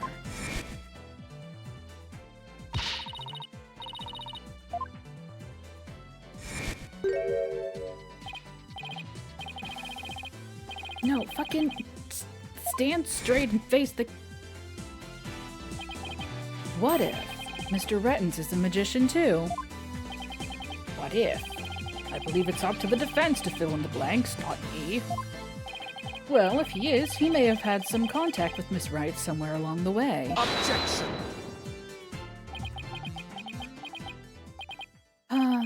Your argument is hardly worth responding to. But, by all means, please do continue. You raised an objection to tell me to go on? That's not how this works. As a passage in the sacred scriptures of Quiranism states, he who gives a sermon to a monkey is himself a monkey. Yeah, it doesn't matter what you say to a dimwit. He isn't gonna get it anyway. But we saw Mr. Rettens perform a magic trick. He made his video camera disappear in the blink of an eye. Well, I think it would be pretty funny if I were a magician. You must have been seeing things. Want me to introduce you to a good eye doctor? If a connection as tenuous as that is all it takes, then every magician in the country could potentially bear ill will toward the accused. I guess you're right. You're not the sharpest knife in the drawer, are you, short stuff? You would do well to cleanse that putrid mind of yours in the holy waters of Mount Pony Pony. 3 days under a frigid waterfall, and even you should rise to the level of a monkey. Ha-ha! Numbskull for a numbskull. Ugh. Well, this numbskull has thick skin, so there. I think I get what they're driving at. Even if he is a magician, it's not exactly a reason to bear a grudge against Trucy, is it? Hold on. I can think of one person. One magician who has a reason to bear a grudge against Trucy. Or rather, one magician who has a reason to bear a grudge against Troop Gramarye. Oh?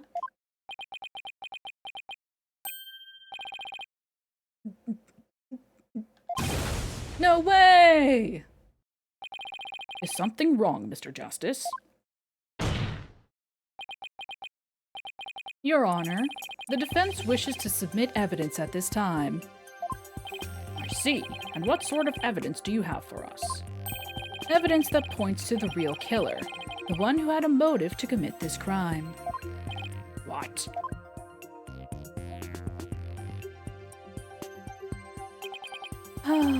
And what have you come up with this time, defense? Trucy Wright is the sole heir to Troop Gramarye and its name. This puts her square in the crosshairs of one particular magician. And this piece of evidence points to that one person with a grudge against Miss Wright. Take that! Take that! And who exactly are you naming, Mr. Justice? Her mother, Thalassa Gramarye! 13 years ago, the great Mr. Rias belonged to Troop Gramarye. You see, I wanted to... just look at how he's holding coins in this image. It seems to be very important. Part of his act, these coins. Just keep it in your mind. But then, the troop ousted him, and Mr. Rias vowed to get revenge on them someday. And what better way to accomplish that than through the ruination of their sole heir? But Mr. Rias is the victim, Mr. Justice. You've named a dead man as your suspect. But is he really dead? What do you mean, is he really dead? If the fact that Mr. Rias is the victim is what's throwing you off, then how about we consider this possibility? What if the man who died on that stage yesterday wasn't Mr. Rias? Apparently he was always wearing a mask. He always wore his stage mask at all times, wherever he went. What? You mean the victim was an imposter? He was very sus, Athena. Oh, hey, look, he's wearing a coin around his neck. That's neat. Not Mr. Rias? Then what about the real Mr. Rias? Yeah, don't worry about it, Matthew. It would mean the real Mr. Rias is still alive. That's absurd. Mr. Rettins, please roll up your sleeves. Mr. Justice, who is the real Mr. Rias, if not the victim of this case? Yeah, Mr. Rias. Mysterious. I know. And his real name, his government name, is Man of Mystery.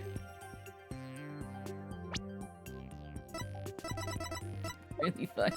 It's really very funny, and it gets me every time. It's really funny, actually. It's all coming together now. I finally see the gimmick, the trick to this entire case. Yeah, Man of Mystery.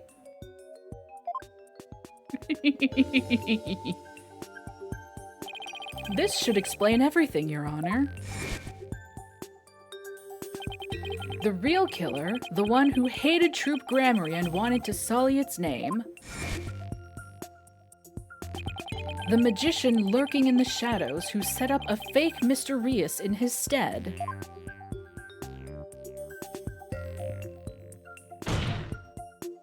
the real Mr. Rias is...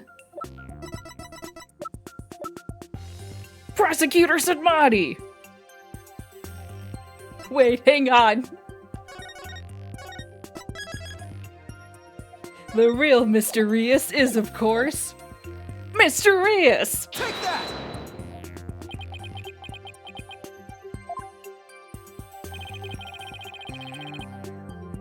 You look like you don't get it.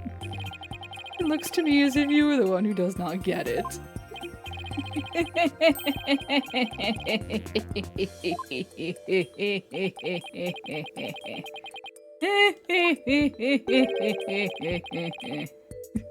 Oh my god! Hello? Your Honor, do I have your permission to hasten this foolish lawyer's descent into hell? Jesus Christ! That's a little much, my dude! Whoa! Whoa! I wish I could say yes, but I hope this will do instead. God damn! Still would. Well, I don't know if I would, but I want his gender. Alright, anyway. I'm sad that they didn't have a special little line for that, but I understand. It's you! Take that! But that's... Yes, yes it is. Roger Reddens is the real Mr. Rios. What? Him? Objection. Oh, hollow red pepper. You can't say this in public. God. Why are you like this? Why are you like this? Why are you like this? No. No, stop. Stop. Why are you like this? He's not doing a mudras though. He's got his anal beads. God damn it. No.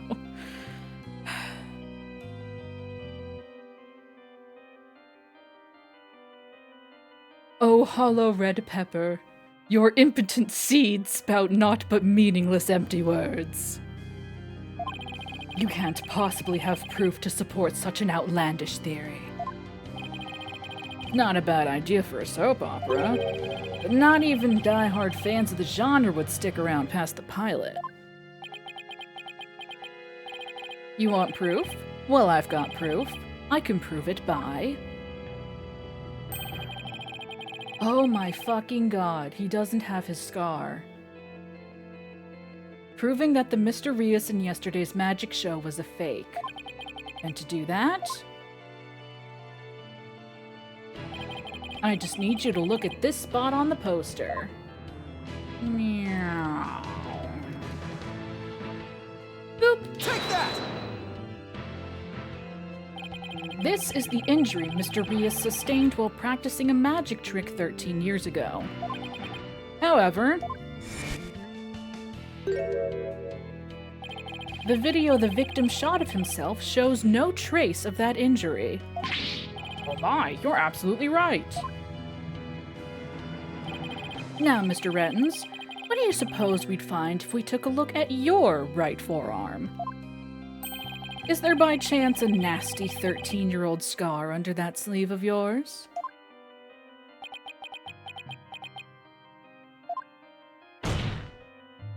Well, Mr. Rettens, why don't you roll up your sleeve and let the court have a look? Or are you hiding something else up there?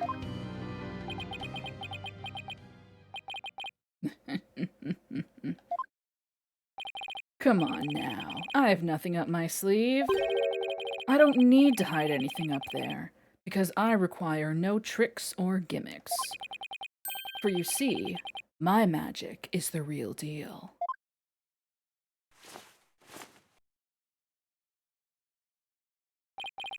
Is this what you were hoping to see? It is, actually. Oh, there it is! The scar! Well, bam! Just as I thought. That's right. I am the forgotten magician, abandoned to the dark understage of history. Oh, hey. The great Mr. Rios. Ooh. Ooh!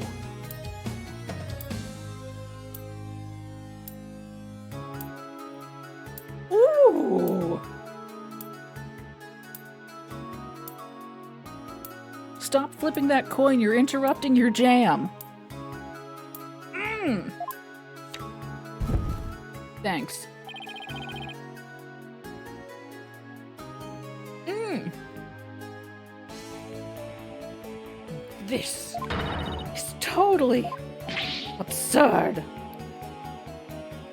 No, the pervy camera guy is someone else. We saw him at the television studio. We actually, you can re-examining his back. And we examined one of the TV crew people and he was like, I love the bunny girl. It is very Castlevania. I love the bunny girl. I filmed her the whole time. And I thought it was weird because we saw the footage, the television footage, and was like, he didn't film her the whole time. But no, he had his own footage. Which is so much worse.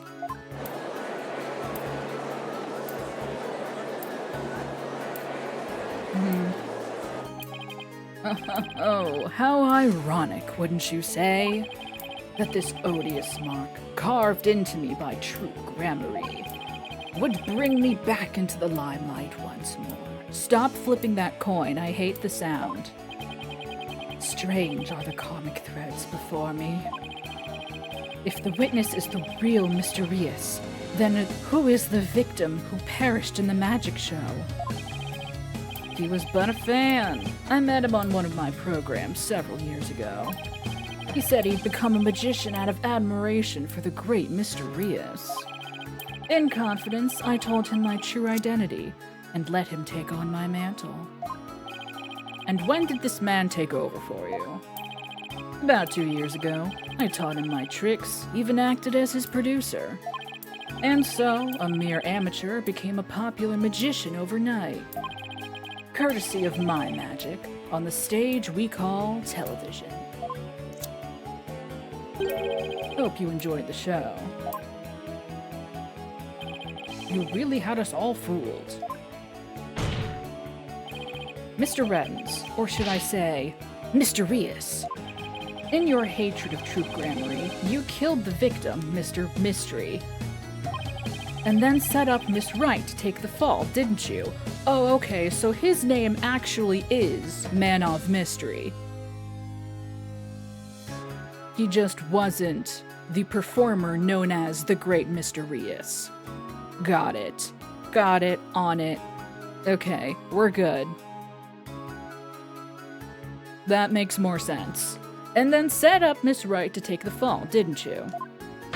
You did it all just to tarnish the gramarye name. Oh, I have no idea what you're talking about, lad. I set up the prank, that much is true.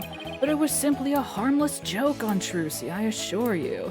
A harmless joke that could have gotten her crushed by a giant piece of setting, but set fine. Yet she learned of the plan and made use of it to commit murder. That is how strongly the criminal element runs in the blood of these gramaryes. Objection! Objection, fuck you. But if it was a secret prank plan that very few people knew about, couldn't you have been the one to use it for murder instead? Ugh. His head! So no head? Huh, just kidding. What the fuck was that? Heed my words, lawyer lad, for I fear your grasp on reality is slipping. I do believe I told you that my magic is real. It employs neither tricks nor gimmicks. It's not a trick, but you were able to teach it to someone else? Okay, enough with the ambiguity. Why don't you make your point already? Because you're talking to a goddamn performer, Apollo. My alibi is as pristine as ever.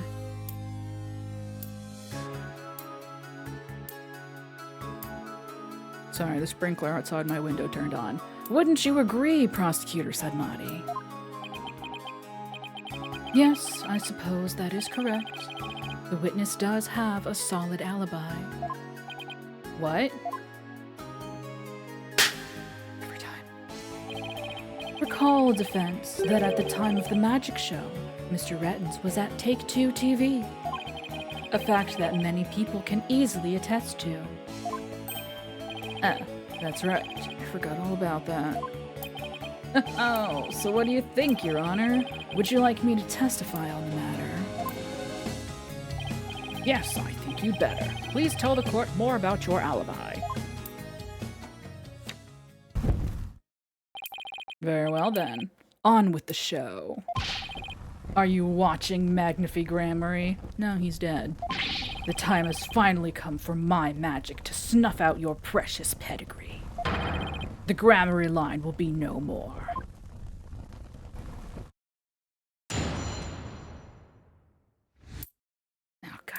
I was gonna step away to refill my water, but he's doing the fucking coin sound. My perfect alibi. I was at the TV station at the time of the Penrose performance. I was busy working on another TV program. I could spare no time for the magic show. Do ask my staff if you doubt my claim. And there it is, a simple and perfect alibi. No tricks, no gimmicks, just the truth. I wonder if the number of coins he holds means anything. Do you understand now, perhaps? I did not grace the theater with my presence until after the incident. So how could I have committed the murder? His staff did say he was there at the station. So it sure does sound like a rock-solid alibi. But that can't be right. If Mr. Rettins is the killer, he'd had to have been at the theater. There's gotta be a hole somewhere in his story. I assure you there are no holes on Mr. Rias's stage. No tricks, no gimmicks. True magic doesn't need trapdoors to escape through. Do enjoy my show to the fullest. And my real alibi. Except here's the thing. Stop making that sound. Nope, still goes. Ugh. Here's the thing. God. Thank you. See, the fire sound is kind of nice. I forgot my point. I forgot what point I was gonna make. Right! I got it. Here's what I think happened.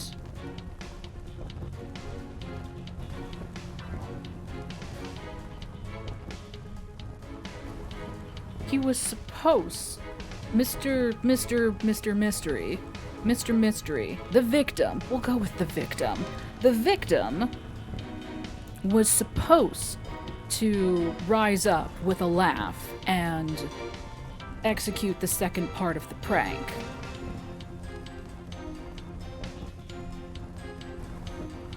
But he didn't.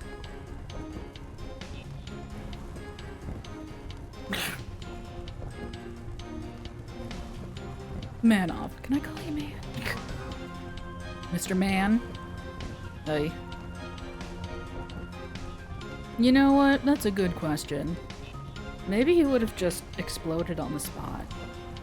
Anyway, the victim was supposed to execute the second part of the prank and rise up with a laugh and fly into the rafters, yeah?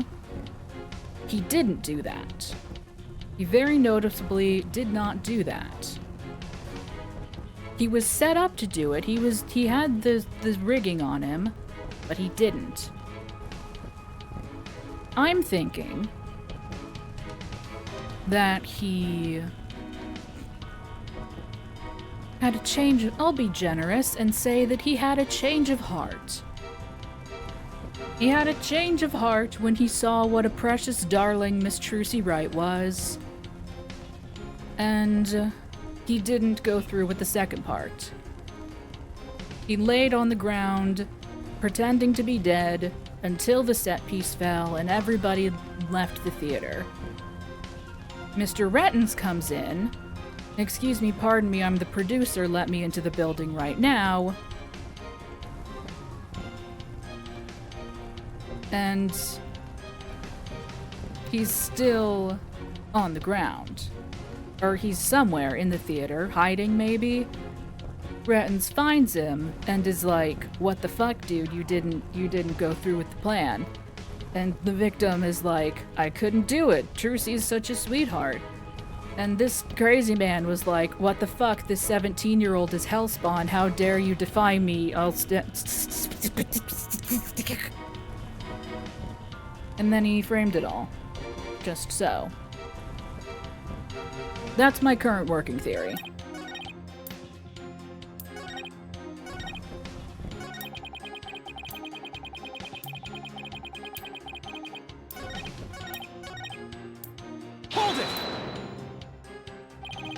But you did come to the theater eventually, isn't that right? Indeed. Anxious to see how the show was progressing, I made my way to the theater. Let's see. My journey took about 10 minutes by car. Could he actually have been at the theater during those 10 minutes, killing the victim? Oh, allow me a stab at reading your mind. Aha. Could I have been at the theater during those 10 minutes, killing the victim? How the... But no, I took a taxi. The driver can attest to that. Adds to your perfect fucking alibi, huh? Feel free to call the taxi company if my word does not satisfy you. The driver is a big fan of the ratings, Raja. I even gave him my card. You gave the driver his card? Very clever of him. You might as well give it up, lad. Questioning real magic is a fool's errand. Besides, you know very well what I was doing at the time of the incident. Hold it! What was this other TV show you were working on? My own special project, you see. Oh, one moment. Perhaps this is more appropriate. The Get Up and Stretch chime.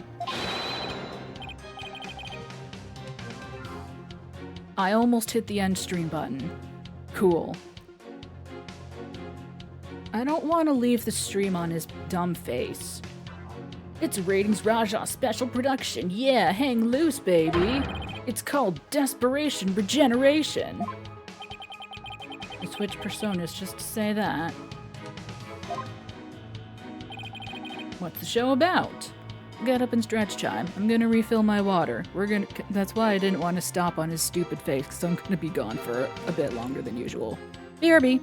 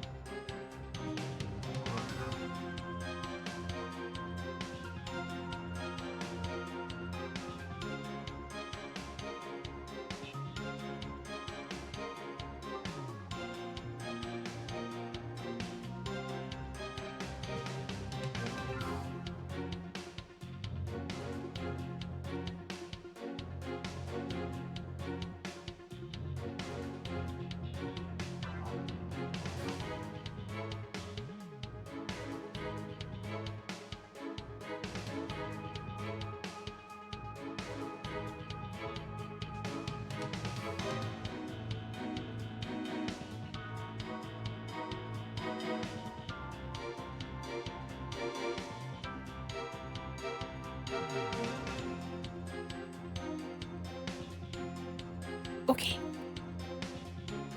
You're long gone, but later, Mittens. Thanks for hanging out. Anywho, what's the show about? Washed-up has-been singers and comedians get together and play musical chairs. The winner of the game is given a second chance at their career. Priceless prize for chumps who washed up too early in life. Sounds great, right? No. Might I suggest you appear on that show, Mr. Justice? Fuck you! As the ex-lawyer who used to make ridiculous bluffs in court and faded sadly into obscurity. And let the ratings Raja produce my TV debut? Not in this lifetime. You have great reactions. Who knows? TV might just be your true calling. No, television is dead, Athena. Television, that's old media. New media, Athena. You could be a React streamer, Athena. You gotta think big. Hey, whose side are you on? In any case, I was overseeing production of this program during the Penrose performance. Hold it! How do we know those staff members aren't in cahoots with you? I make it my business to perform solo. My magic has neither need nor want of assistance. After all, one of them could reveal the secrets behind my magic, could they not? So he doesn't trust anybody, huh? Cahoots! He's the complete opposite of Trucy. There were many people there in the studio audience who saw the witness as well.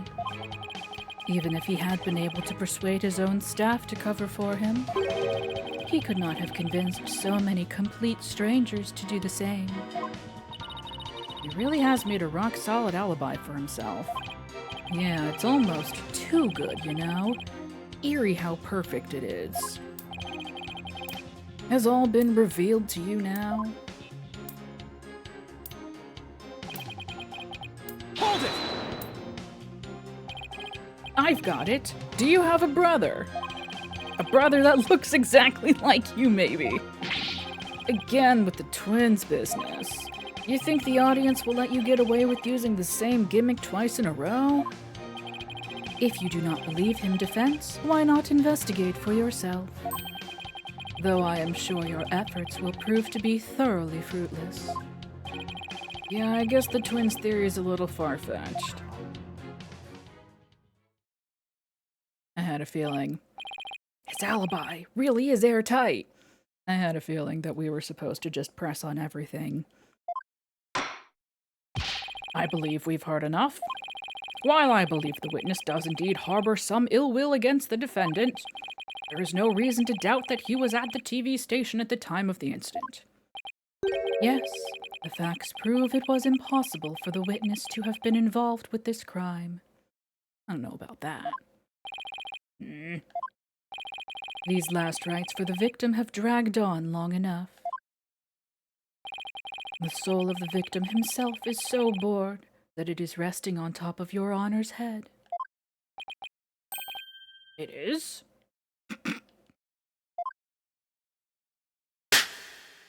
Stop it! The time has come. Let us punish the sinner and guide the victim's soul to the Twilight Realm. Apollo, Trucy will be thrown in prison, and we'll be out of a job. But if you catch tasty fishies, will you sell me some at a good price? I told you I have absolutely zero intention of going off on a tuna boat. Think, Justice. You have to figure this out. It's no use.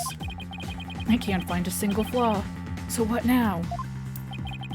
Oh, behold my never-ending magic show. Come for the awe-inspiring showmanship of the great Mysterious. And stay for my grand illusion until the end of time. Ah, ha, ha, ha, ha, ha. That's definitely the laugh of a stable individual. Wait, is he saying that we're still trapped inside some sort of illusion of his?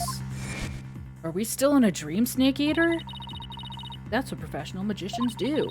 They make their audience see something that isn't really there. Make us see illusions. Misdirection.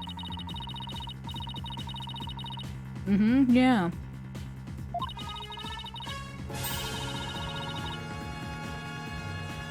That was really well timed with that little ding. Well done.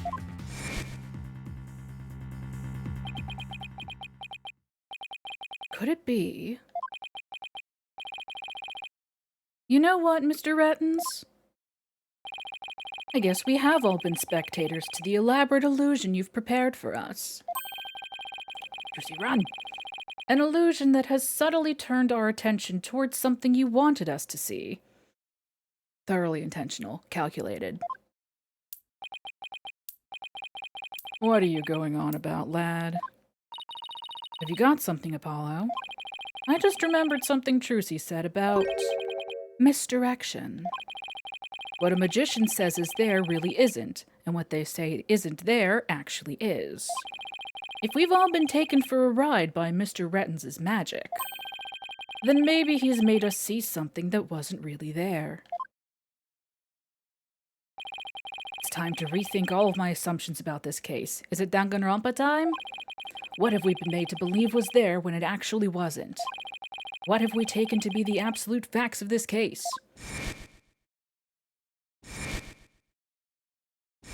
What if he was a wizard? What if magic is real? If I reevaluate the validity of all of these things, then just maybe... Athena? It's Danganronpa time. There's something uncanny about this case.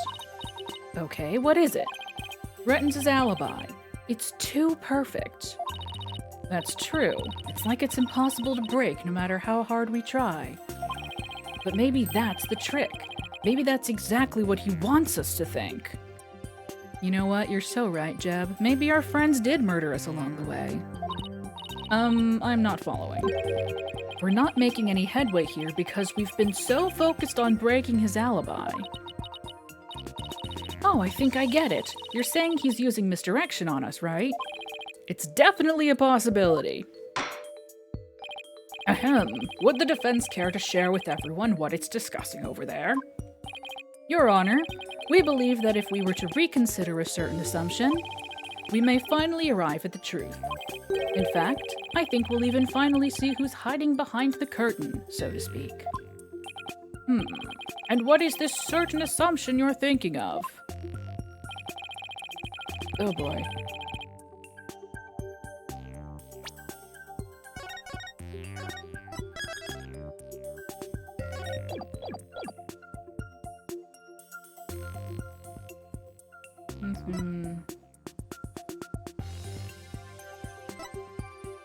Crime scene?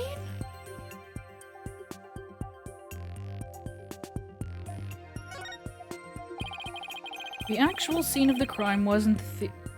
Okay, that's not what I meant at all. Objection!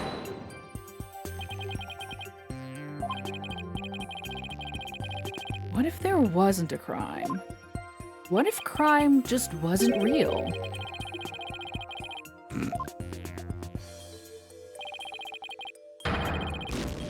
Alright, well...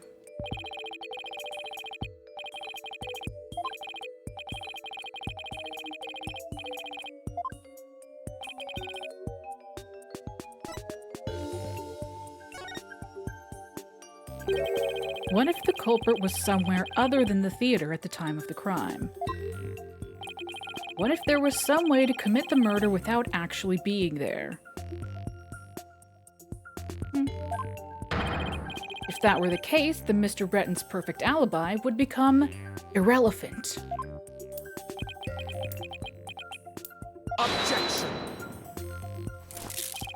How could one person stab another to death with a sword without physically being there? Furthermore, we all saw what appears to be the culprit's shadow in the footage. Objection! But couldn't we just as easily assume that the shadow does not belong to the culprit? Yes, sir. Well, if it's not the culprit's, then whose is it? Mr. Hat, I'm not 100% certain. Sure yet, but I'm pretty sure I'm on the right track.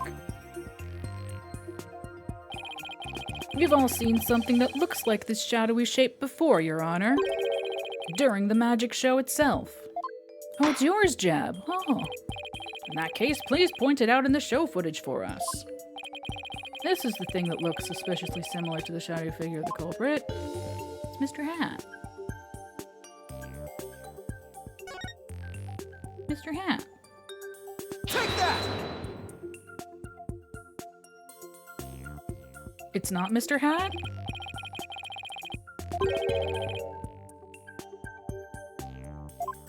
What do you mean?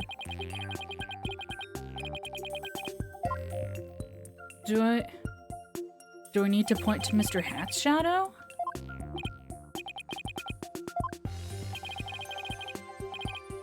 Boo. Boo, Apollo. Okay, fine. Yeah, no. It's...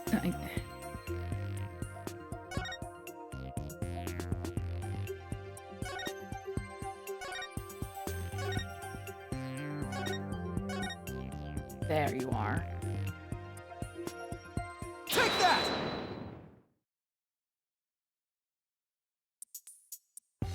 I misunderstood the assignment. Doesn't this shadow resemble the suspicious shadowy figure? Now that you mention it, it does, doesn't it? Miss Wright, could you identify this shadow for the court? Let's see. I believe that's Mr. Hat's shadow. It's from when he's being pulled up from the stage to the catwalk overhead by wire. Then could this shadow that's shown later in the footage be Mr. Hat too? No, that's not possible. After Mr. Hat was pulled up to the catwalk, he stayed up there. In other words, the second shadow is from some other figure being pulled up.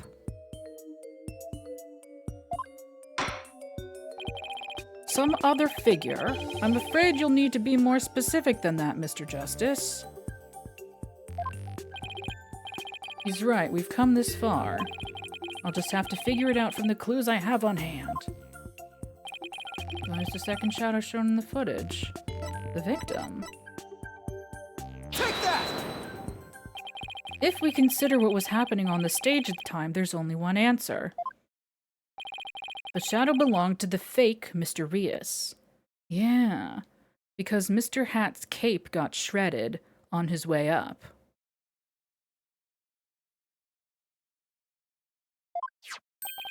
In other words, Mr. Man of Mystery. The victim. Please take a look at the prank plan script. Mr. Mystery was to pretend to be dead and then fly up into the air after that. Isn't that right, Mr. Rattens? Indeed. And what of it? I contend that that's exactly what happened. Deadass. The victim was wearing a stunt harness around his waist. It was most likely attached to a stunt wire so that he could be pulled up into the air.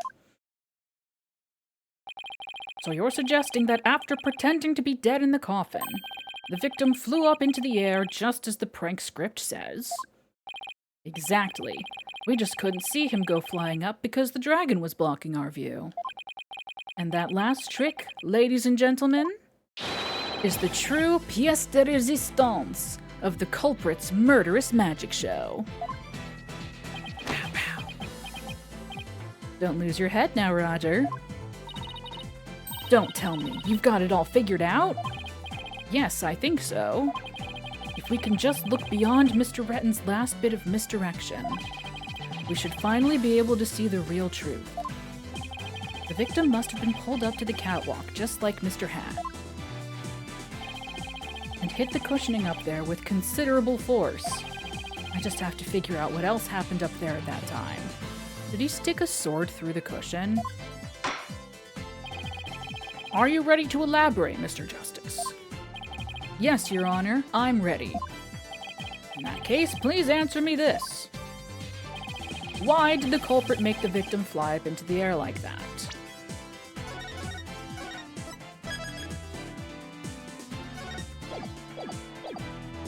To kill him. Just why did the culprit have to have the victim fly up after he appeared in the coffin? And how did the victim actually die, when he was only pretending to be dead in the coffin? If we can figure out how these two questions relate, the answers should become clear. Could it be? Mr. Mystery must have thought he was still just part of a prank when he appeared on stage. He probably didn't suspect a thing as he was being pulled into the air, after Miss Wright was called backstage and just as the set piece fell. But the culprit had already planted the real murder weapon in a cushion in the catwalk. It was probably a knife or blade of some sort. What? You mean...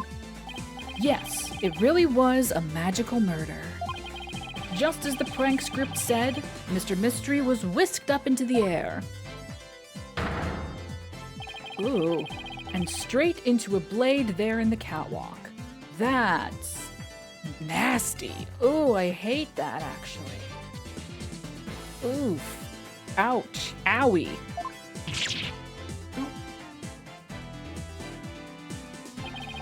In other words, this murder was committed remotely through the use of a magic trick. What? Remotely? Using this method, it wouldn't matter where Mr. Rettens was at the time of death.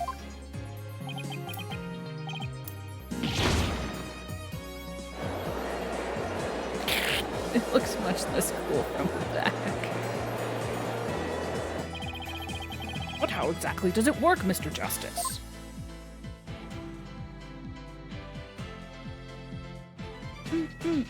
Pow pow! Just before the murder occurred, the dragon set piece was up in the catwalk. It and Mr. Manoff Mystery were connected to each other by a wire at the time. By carrying out the prank plan, Betty made the dragon set piece fall,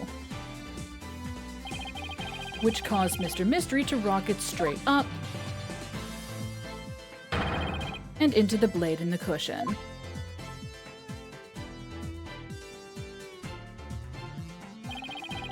The cushion was high up enough to be hidden from the audience's view. That's why nobody saw the blade. Oh, then that big gash in Mr. Hat's cape! The blade must have been set up overhead sometime before the magic show. Mr. Hat must have been slashed by it too when he was pulled up to the cushion. No, Mr. Hat. No. No. I can't believe it. I had no idea. I was told that Trucy would freak out if I made the set piece fall. That's the only reason I did it. You were used, Betty. Roger Rettens used you. I thought he was my little puppet to boss around, but it was the other way around. After the incident occurred, Mr. Rettens arrived at the theater.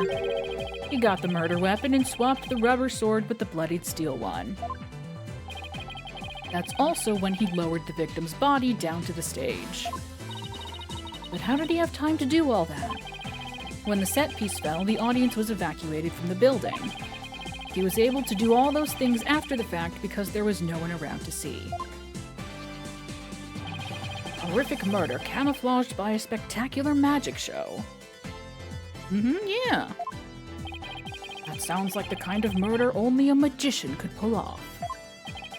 As long as the show proceeded as it was scripted, Mr. Mystery was doomed to die. That's why it was you, Mr. Rettens, who killed the victim, all the way from the TV station. This prank plan, or should I say, murder plan, proves your murderous intent.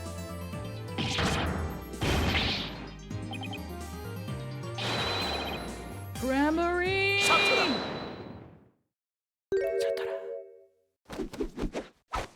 Satura ima o mandomo samashi de tashi no ketare gaseo soroka! Enough. You dim-witted, ignorant, imbecilic, putrid red pepper. Don't talk about my seed again, please. You can't possibly have a counter-argument to make. Talk about not knowing when to let it go and move on. Do you have a rebuttal or something, Prosecutor Sadmati? No blade of any kind was found in the catwalk. Well, yeah, you got rid of it. Which means you have no evidence to support your theory. But Mr. Rettens retrieved it after the fact.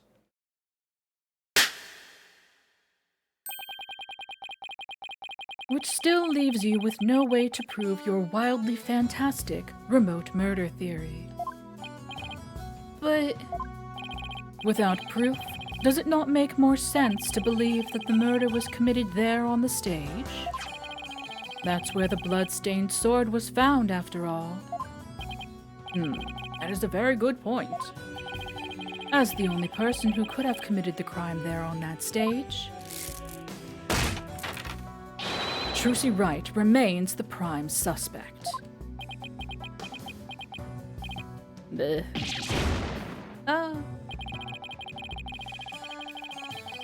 It would appear that what you call truth is little more than a cheap parlor trick.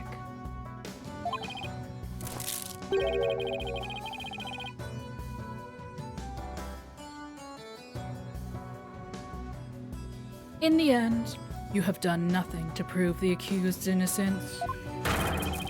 It is time at last to let it go and move on.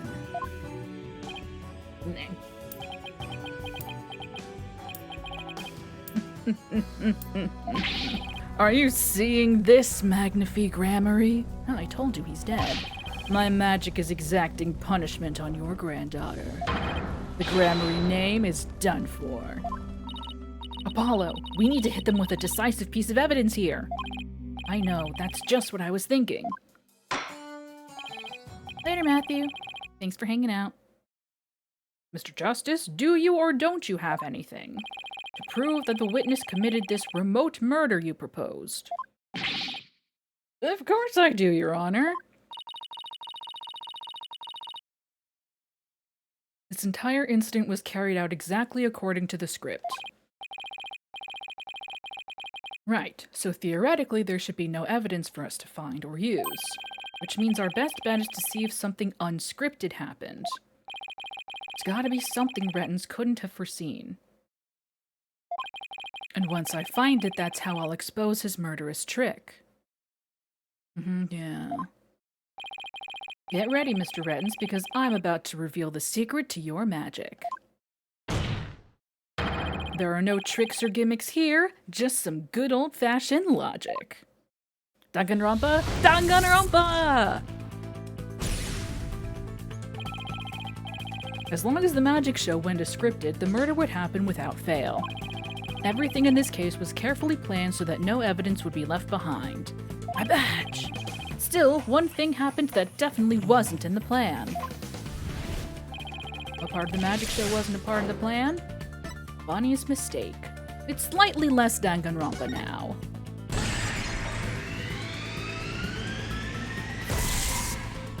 Bonnie made a mistake. Bonnie made a mistake during Trucy's escape trick. God, look at that brain cell rocketing away. What did Bonnie make during the magic trick? Her life choices! No, I should never say a person's life choices are a mistake. I'm sure she can be a great magician someday if she works hard at it. Good luck, Bonnie. Anyway, getting back to the case. What was it that Bonnie did during Trucy's escape trick? There's my achievement.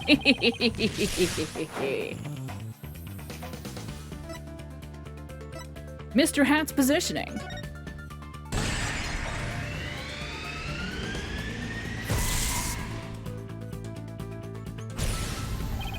Because Bonnie placed Mr. Hat to the right of the coffin instead of to the left, Trucy had to reappear on the side of the coffin opposite to the one in the show's script. But the culprit didn't know that when he first arrived at the theater, which means he was bound to make a slip-up when he tampered with the crime scene. Which part of the culprit's cover-up attempt? Fingerprints on the coffin. Or not. Okay, fine. The outside, but the inside. The inside. Fine. The blood on the coffin.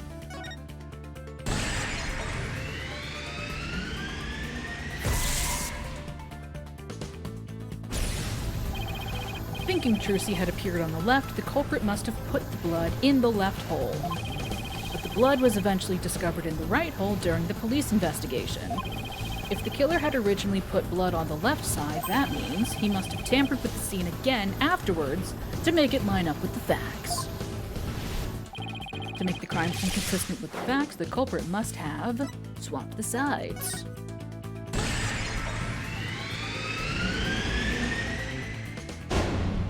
The culprit swapped the coffin sides. Wha-bam! That's right, the left and right panels of the coffin are interchangeable. The culprit must have switched the two panels to make the blood stain fit the facts. The switch might have also given rise to something unnatural. Oh, I remember now.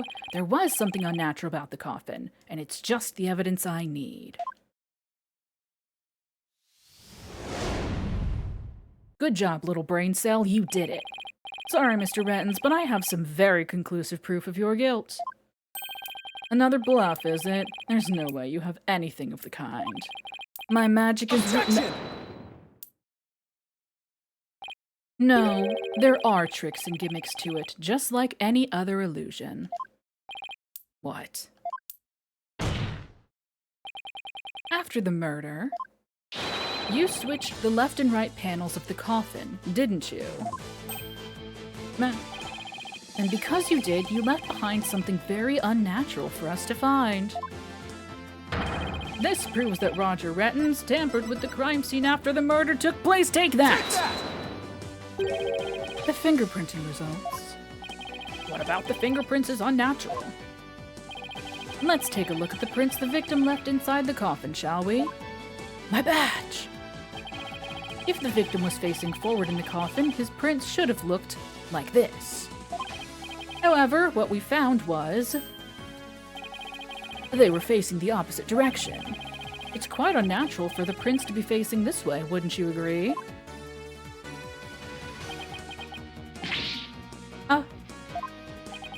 It is strange, isn't it? But how did they get this way?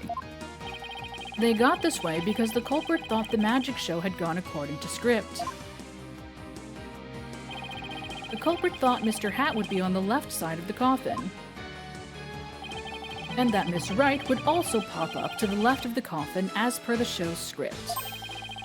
He then assumed she had thrust the sword into the hole on the left side of the coffin.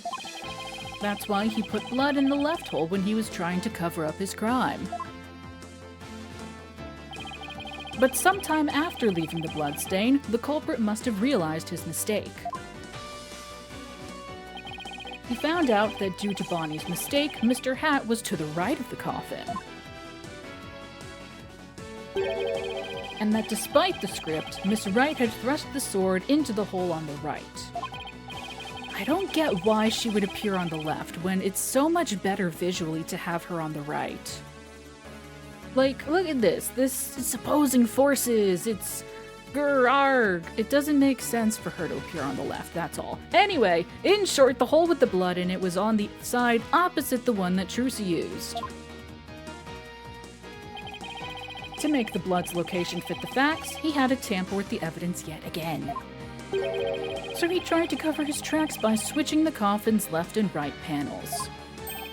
Oh, and that's how the fingerprints in the coffin ended up backwards. Because the culprit switched the two side panels around. The prints ended up facing the opposite direction. But instead of going to all that trouble with the panels, why didn't the culprit just wipe the blood away and redo it on the other side? I'm afraid that wouldn't have worked, Your Honor, because of a little something called luminol testing. Ah, right, luminol. I almost forgot. Luminol can detect trace amounts of blood even if it's been wiped away, right? That's right. Wiping the blood away would have only served as proof of his meddling. How about it, Mr. Rettens? I did a pretty good job figuring out your trick, didn't I? Objection! Trucy Wright could have done the same just as easily. You have no proof that it was this witness who tampered with the evidence. Objection! Ah, but I do have proof. What? A person who was in the magic show would never have made the mistake of putting the blood on the wrong side. Least of all Miss Wright, who surely would have remembered she was on the other side. Oh my, you're absolutely right. Why, you impudent. I'm sure you've realized by now, Prosecutor, said Maudie, that your claim that Miss Wright is the culprit just doesn't hold up. You and the accused are most— Objection! Bound for hell. Really, Miss Wright and I? Because I think you're the one with a ticket there for trying to convict an innocent girl.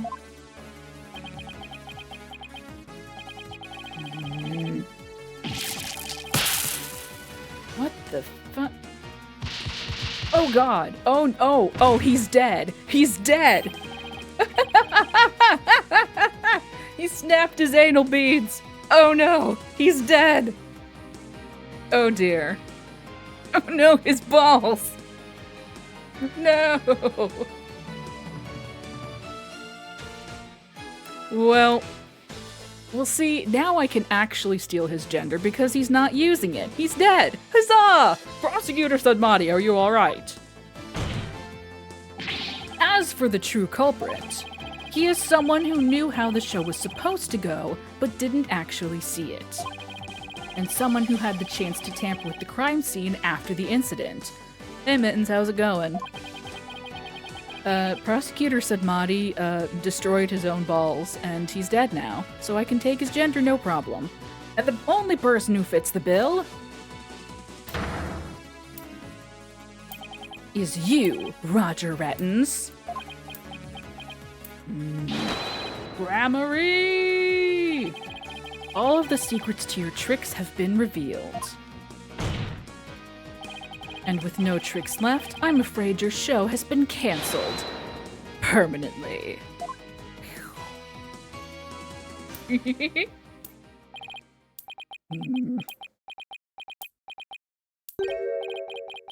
All of my secrets have been revealed, you say?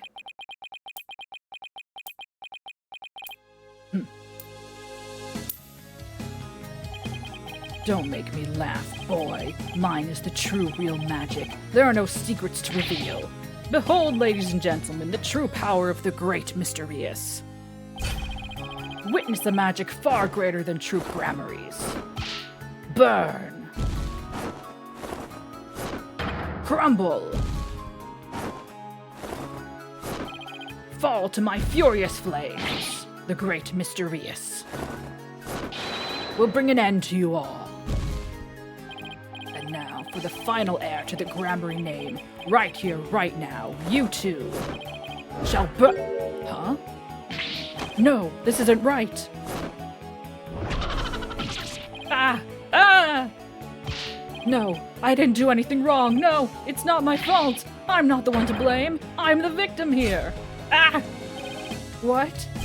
Ah! Ah! Stop! No! Ah! Curse you, Gramarye!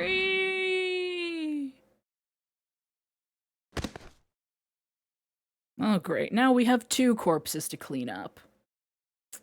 Man. I hope we pay these janitors well. Well, I say we. The state. He's dead. Curse those Gramaryes. It's all because of them. Even now they wound me. Curse them all to the abyss. Do you really hate us that much?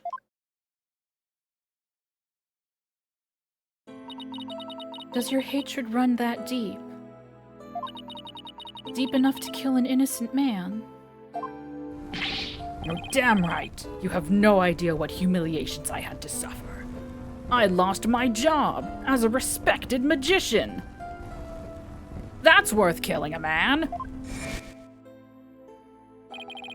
Your grandfather, Magnifi Grammary, kicked me out after I got hurt practicing my magic. He said I was too unskilled, that I would mess up on stage. He threw me out of the troupe just because he was worried about his own reputation.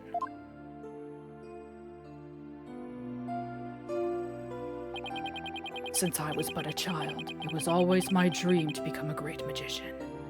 Counterpoint, he had you leave the troupe because he cared about you and didn't want you to hurt yourself. But that Magnifi, he took it all from me.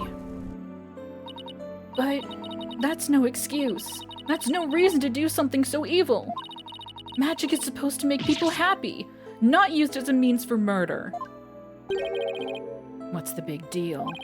I just used what I had available to me, that's all.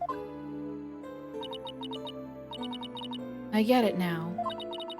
That attitude towards magic is why my grandfather kicked you out. You don't deserve to call yourself a magician. Never mind, Trucy's right. Don't deserve? I don't know about that. After all, you were completely taken in by my magic, were you not? Not the point. If not for that lawyer over there, you would be on your way to prison as we speak. You're right. I didn't see through your tricks. See? So in the end, Troop Grammary was defeated by the great Mr. Rias. Whatever you need to tell yourself, buddy.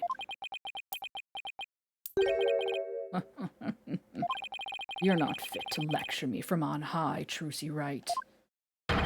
You don't even deserve to call yourself a magician, you naive greenhorn.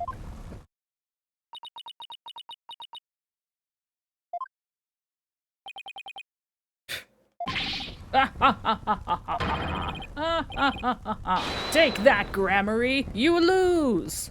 Yeah, cope, mauled. Plus L, plus ratio, you fell off. You're a murderer. If anyone needs to learn to let it go and move on, it's this guy. See, this court and my prison can both burn in the flames of my creation.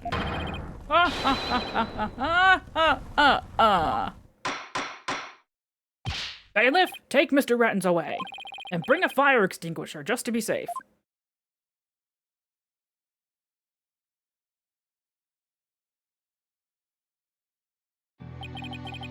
Looks like we've reached the end. I feel as though I've been watching a grand magic show. It was close, but we just barely made it through somehow.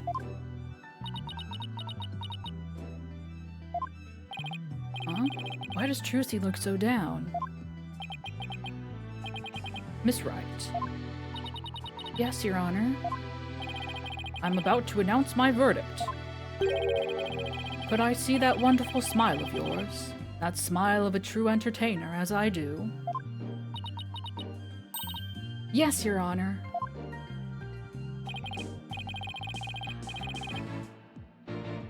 Yeah, okay, fine. What with the magic? Yeah. Now then, this court finds the defendant, Trucy Wright, not guilty! Woo! Yay! Yay! I'm letting it go and moving on, Jeb. I'm letting it go and moving on. Yay! Yippee! I'm letting it go and moving on. Court is adjourned. Bring in the dancing lobsters. I'm letting it go and moving on. April 28th, District Court Defendant Lobby Number 2.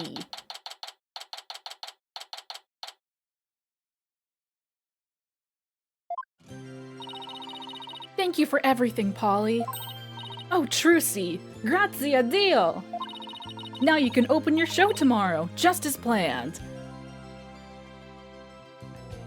No, that's why I added crab jam. Crab, please. It's dancing lobsters at home. We do have a,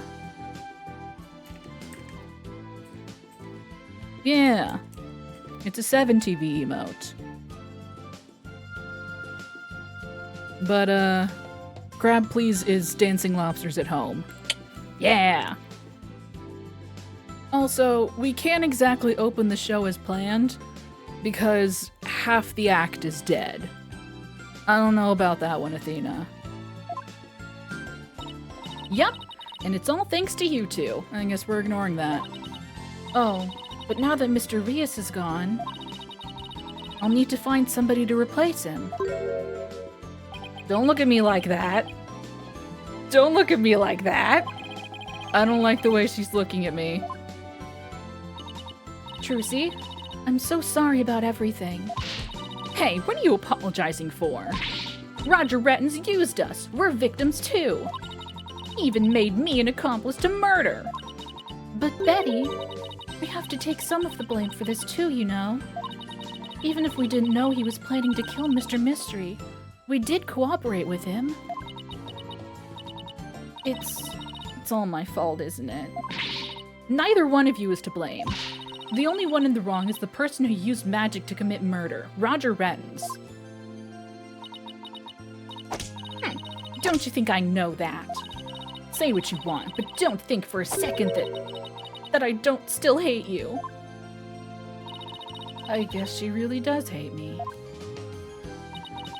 But Betty, why? You used to be a huge fan of Trucy's. Hey, shut up! I've always hated her. Really? But if we hadn't seen Trucy's magic show, we never would have tried to become professional magicians ourselves, right? Speak for yourself! But Betty, you still have her autograph in that day. Just shut up! Was she acting that way this whole time because she secretly loves Trucy? Wow, Trucy, I never knew that being the best could be so tough. That is intentional. Bats are kind of her thing. Come on, Bonnie, we're leaving. We have to get ready for tomorrow's show. You're really excited about performing with Trucy again, aren't you? That's not true, so zip it, dummy!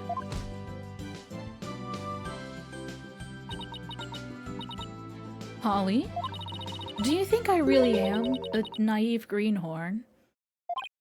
Huh? No way. She's not.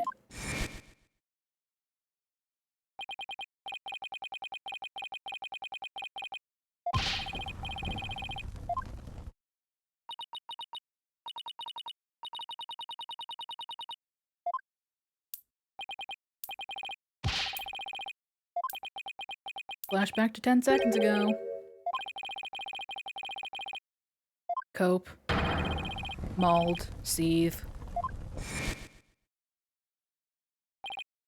Trucy, don't tell me you're taking what Renton said to heart. Well, maybe a little. I didn't see through his tricks and I let myself be taken in by his magic. I can't trust myself anymore. Maybe he was right to call me a greenhorn. You shouldn't take stock in his words. He doesn't even know the first thing about you. Huh? You're a wonderful Grammarian magician. You should be proud of yourself. Thank you, Apollo. What makes you say that? I know you're a wonderful Grammarian magician because of this. My badge. Take that! My grandfather's notebook? The Grammary Creed. A true entertainer always keeps a smile on their face. When you performed your magic trick in court today, you showed the world your dedication to your troop's creed. Even through all the jeering, you kept a smile on your face and won the crowd over. You are everything Magnifi could have hoped for in an heir. You're a great magician, Trucy. A great magician? Me? You really are. That's why you don't have to worry about what Retton said. Oh, Polly, thank you. Still, I couldn't have done it without you. I would have lost my nerve if I'd been alone up there. But I was able to keep on smiling because of you. Me? I remembered what you said to me in the detention center. Flashback to 20 minutes ago. After all, you're sure you swapped the swords, right? I just know it wasn't your fault.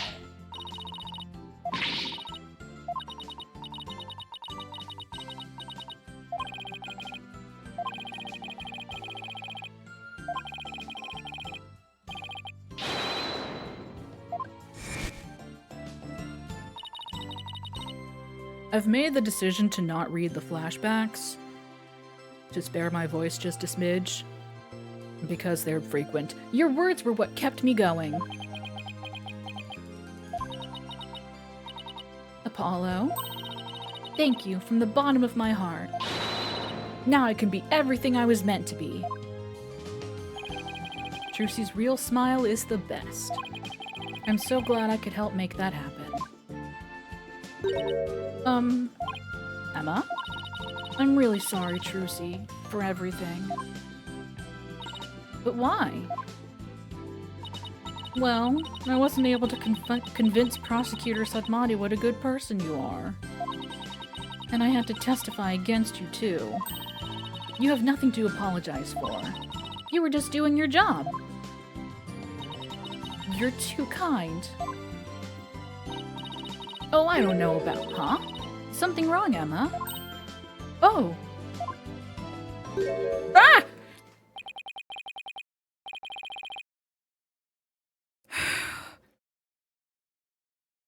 Front-facing prosecutor is always a jump scare. You were less of a jump scare than Black Quill. But God, you can't just do that. God, you're still so gender. Stop. Let me have it. Give. You don't deserve it. Give it to me. Prosecutor Sadmati, what are you doing here? No, it's mine. Detective Sky. Yes? I require your forensic expertise in order to close this case. Come, let us go. Wait! Prosecutor Sadmati? The trial is over, Mr. Justice. You and I are strangers once more, with no further need to interact. Man really said DNI. Strangers? Have you really forgotten all about me? What?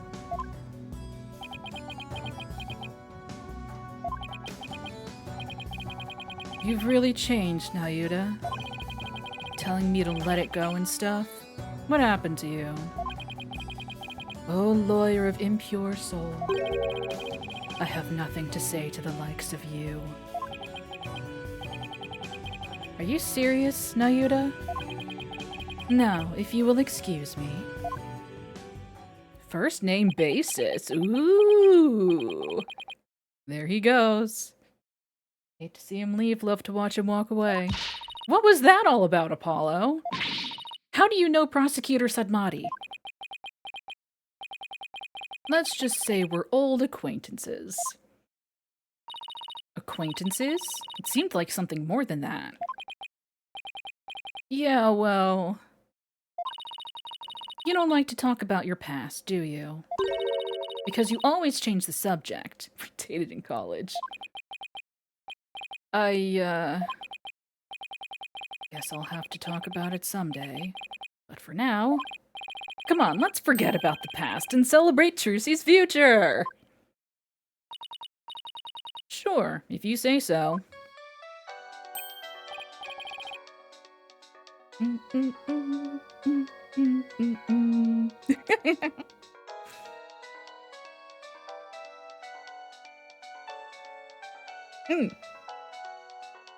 Oh my god, they're roommates. Hey, it's Mr. Wright! Put him on speakerphone, Apollo. What's up, Mr. Wright? Apollo, how's Trucy? What happened to the trial? Did you get a not guilty verdict? Mr. Wright, slow down. Everything's fine. Hi, Daddy. I'm okay now.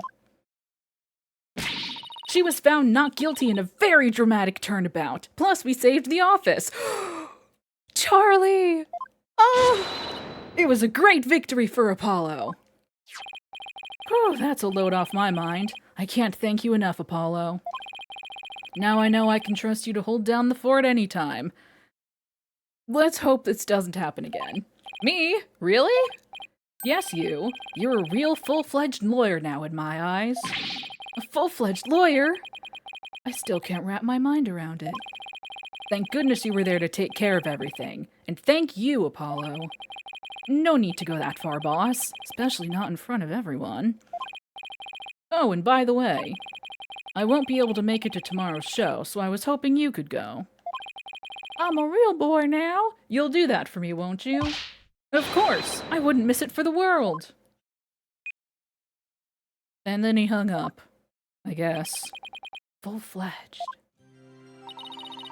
So Daddy asked you to come to tomorrow's show, huh? As my assistant, right? No. He just asked me to go cheer you on. Okay, then I'll be sure to save you the best seat in the house, Polly. The best seat in the house? I really appreciate the thought, but... Good, then it's settled. You don't have a choice in the matter. April 29th, Penrose Theater. Stage. Objection! I should have known. Oh no! This is what she meant! Magical girl Trucy Wright will now perform her greatest illusion yet. There are no tricks or gimmicks here, ladies and gentlemen. This is real magic.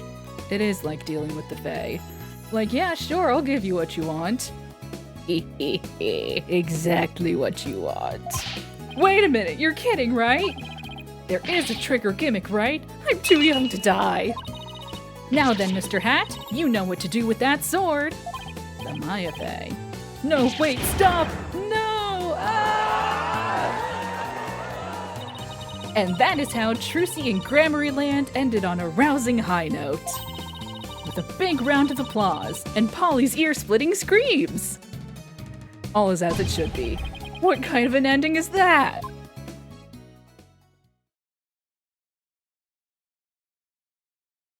We did not see Maya, no. We saw a sort of mental vision of her. Nice. We saw a mental vision of her from behind, but we have not seen her full 3D model yet. The get up and stretch chime went off a second ago, so I'm gonna do that real quick, and then we can keep going. Keep schmovin'. This was a short case. Only one trial day.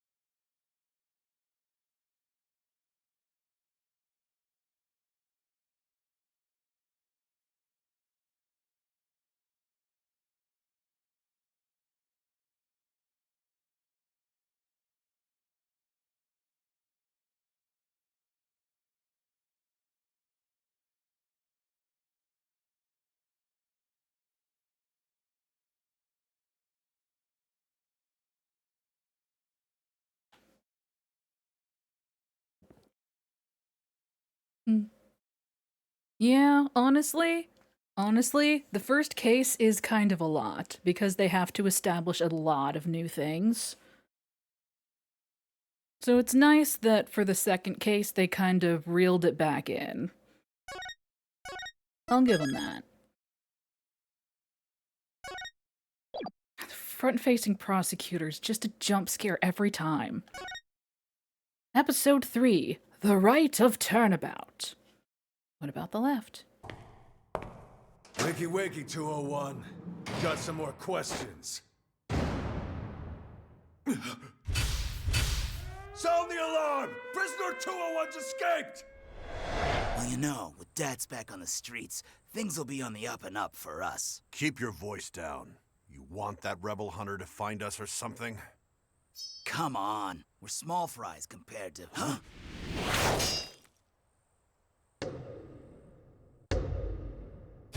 What in the goddamn...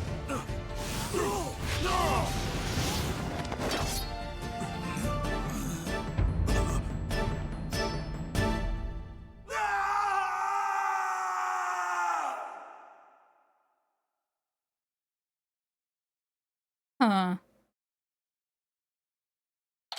All right. May 9th, 3:30 p.m. God, I forgot!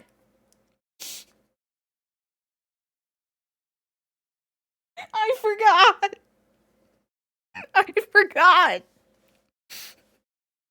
God damn it, I forgot! It's like one of my Japanese animes. It's exactly like my Japanese animes! I forgot. May 9th, 3:30 p.m. Temple. Ah, another fine day in the kingdom of Kurain. It's so peaceful here. I can't believe it's been 2 weeks already, but this place is really starting to grow on me. Still.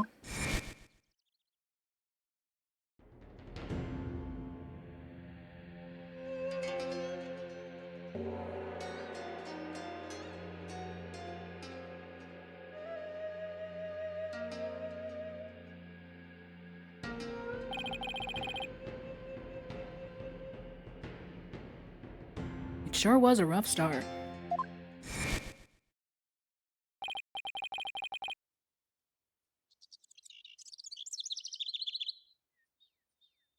Now, to do what I came here to do.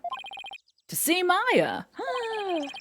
Her long ascetic training is finally coming to an end. But before it does, she said something about one last rite she has to perform today. Oh, well, now I'm worried.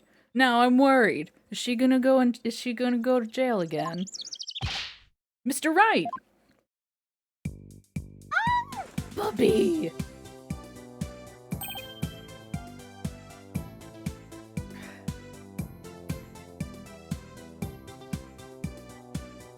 Paparaki! Hey, Albie. Paparaki.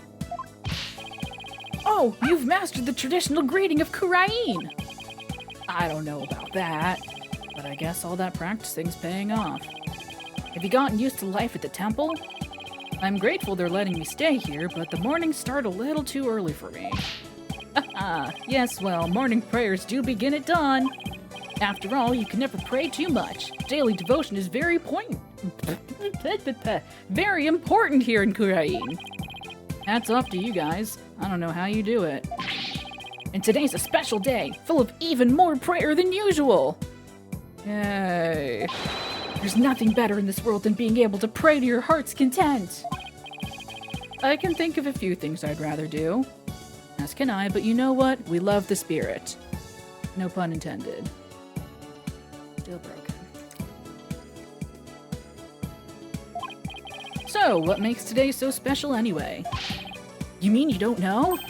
Today's the purification rite. It's only performed once a year. Cave hands. That's what Maya must have been talking about on the phone yesterday. I wonder what her role in it is. Prisoner. So what exactly is Maya gonna be doing for this purification rite? What? Didn't she tell you?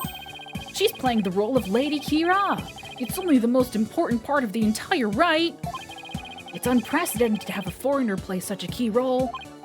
Wow, that's really something. It really is! Helping out such an amazing person. It's been the greatest honor of this humble tour guide's life. So who is this Lady Kira you mentioned? Allow me to explain! Once upon a time, hundreds upon hundreds of years ago, there lived a female warrior who fought let me stop you right. Female warrior who fought valiantly to establish the kingdom of Kurain. Let me stop you right there. Is something wrong?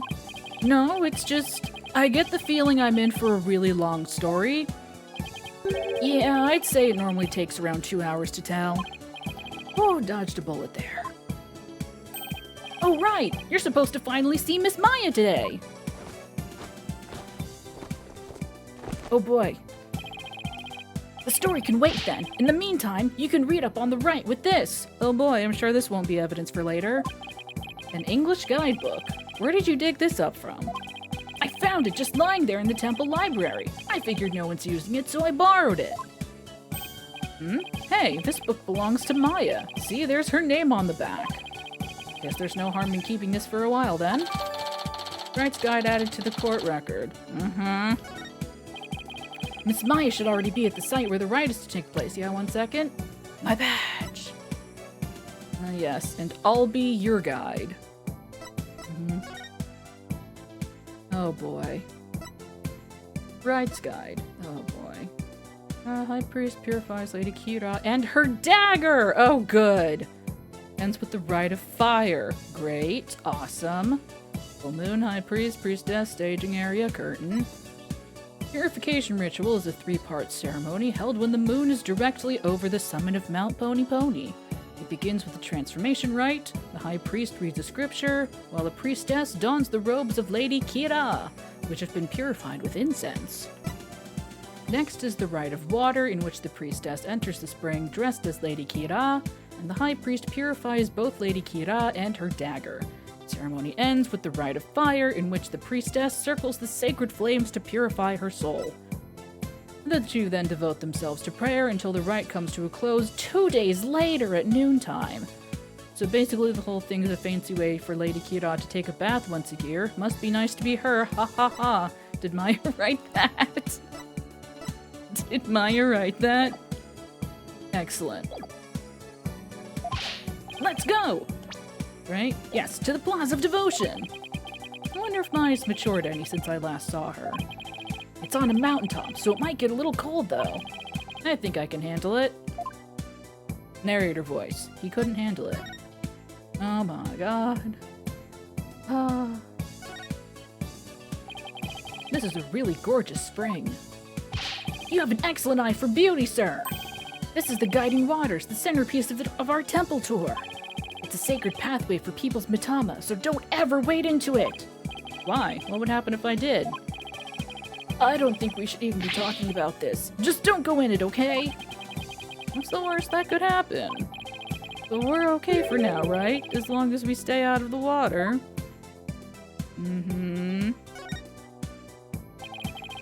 I should offer a prayer now and then, since they're letting me stay here. Let's see. May there be a slightly softer futon tonight. And may tomorrow's breakfast be a little bigger. Wow, I'm impressed by your prayerful heart. Prayer is at the heart of Kurainism, after all. Most religions do circle around prayer, yes. May the Holy Mother's blessings be upon you. Oh, thanks. Now I feel kind of bad.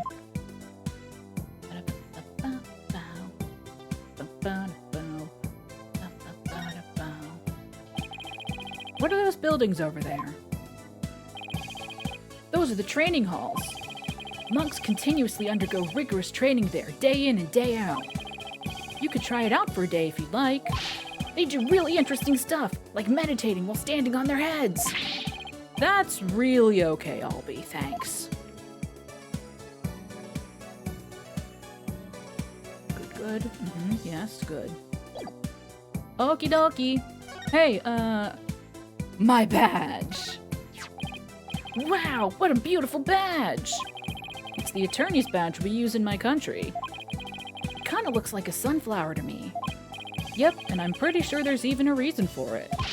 Please do explain, Mr. Wright. Maybe next time. Should have known he'd ask me to explain. He doesn't know. He doesn't know. Plaza of Devotion. Oh, should I leave? They look to, I don't want to trespass. This feels like a really sacred thing that they're doing and I shouldn't be here. May 9th, Plaza of Devotion. I can go. Oh, it's so cold. It's like the air itself is made of ice. But look at all these people. Well, this is the day we come to offer our prayers to Lady Kira, the protector of our land. It's amazing to see how devoted everyone is. Devoted. Right. Couldn't they just as easily do all this praying someplace warmer? The point is that it's cold, Phoenix. This, too, is part of our religious training. It helps us build strength of spirit and willpower. Further up, at the end of those stairs, is the inner sanctum. That's a lot of stairs. Oh boy. I see. Everyone I've met so far seems deeply religious. Of course we are. After all, Kurain is also known as the Land of Prayer. It's said that we Kurainis spend an average of 15 hours a day in prayer. That's so much. What? 15? From the moment we wake to the moment we fall asleep, our hearts are always in prayer. Do you see all the square flags around here? They're known as prayer flags. They contain the prayers of our people. Oh, he's talking about these colorful strips of cloth. There's something written on each one. Such piety is the glory of our people, and I'm afraid that story is going to have to wait for another time, Albie. Give me 1 second.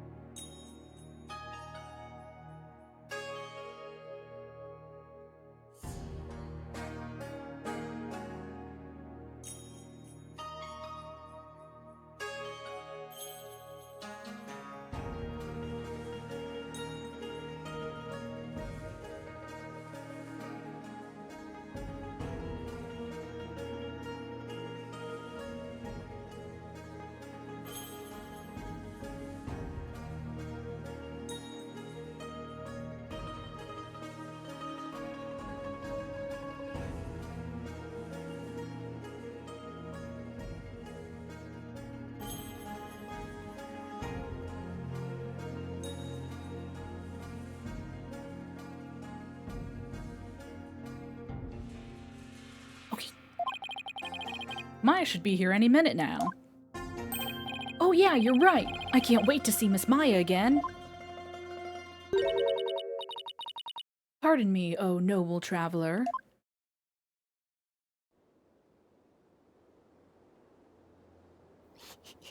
How do you fare, Mr. Wright? It's been many a day. Puppy. And, who might you be?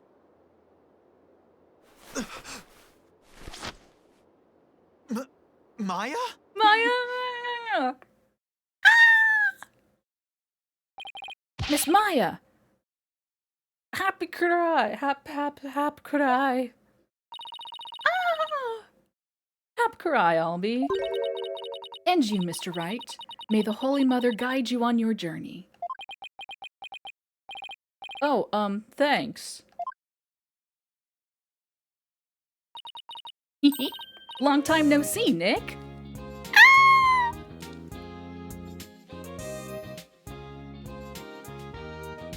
Precious. Precious. Well, did I surprise you with my act? Yeah, you can say that again. This is Maya Fey.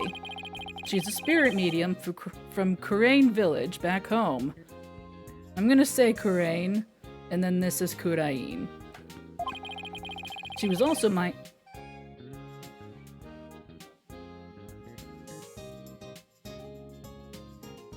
all grown up. She was also my assistant for quite some time. But that was many years ago. I doubt that anyone would know. Her ability to channel spirits saved me more times than I can count. I sure miss those days.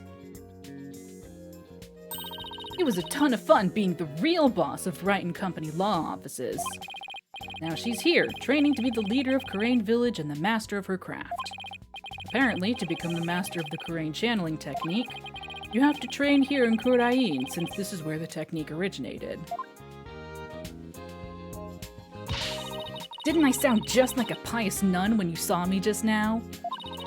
Too bad that's about all I learned from the training I did. You haven't changed a bit, Maya. Huh? And what's that supposed to mean? She may look a little more mature on the outside, but inside she's the same old Maya. I'm actually kind of glad for that. She's 28. My goodness. All grown up.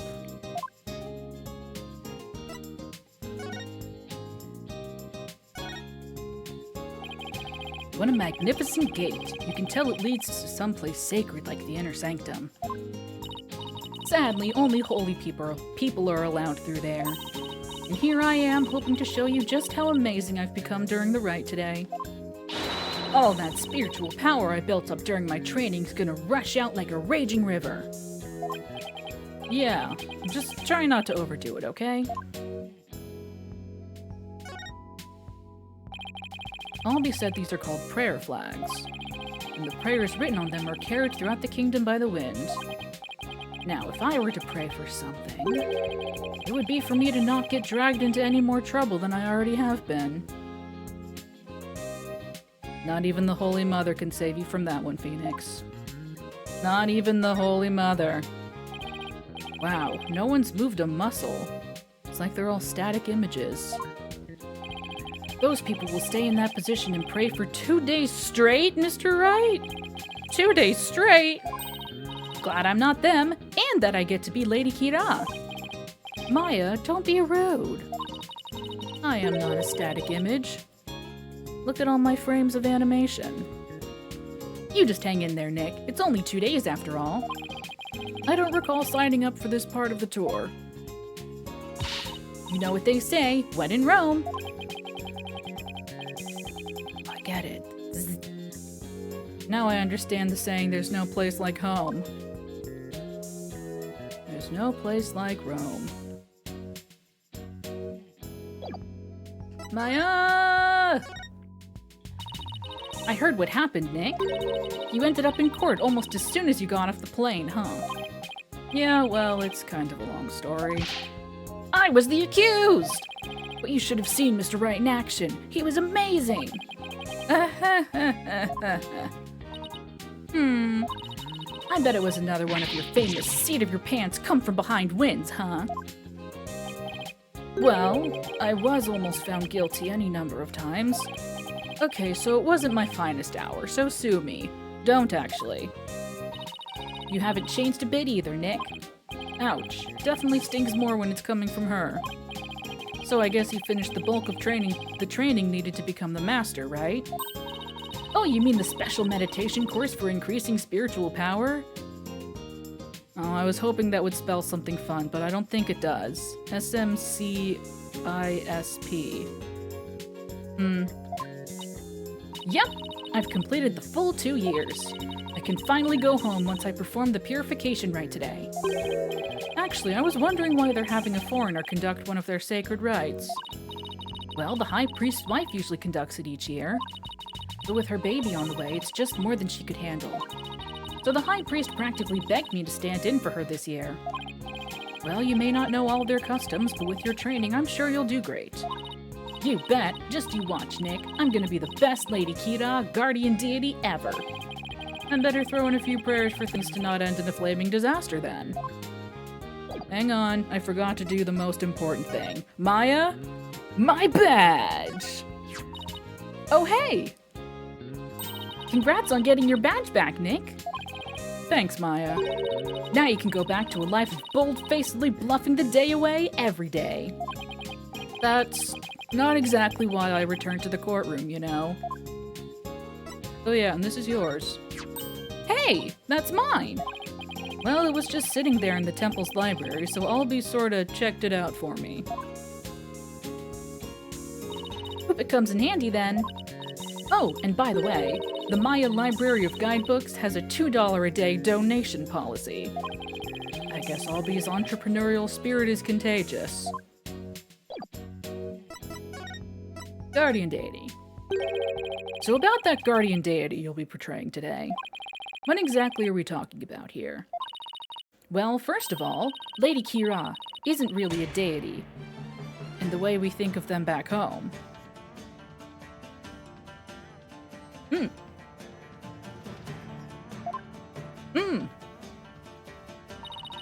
She's a real person who fought to establish the kingdom of Kurain a long, long time ago. Wow, so she actually existed.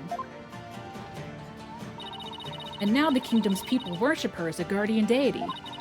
They believe she appears to protect the kingdom whenever it's in danger. Ooh!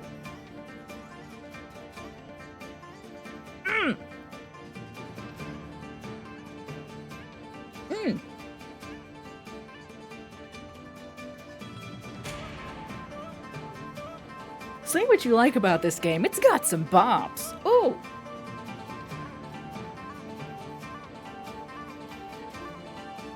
Yeah! Ooh! Cloaked in a sacred robe, she's a champion of justice who defeats the kingdom's enemies. That sounds like something you'd be into. I know, right? Who wouldn't want to be a kick-butt warrior who takes on evil with a wicked dagger? Right. Whatever floats your boat. Still, Lady Kira must be a really popular deity if all these people are here for her. Yep, but there's more to it than just her popularity this year. There's more. So why is this ride attracting such a large crowd this year?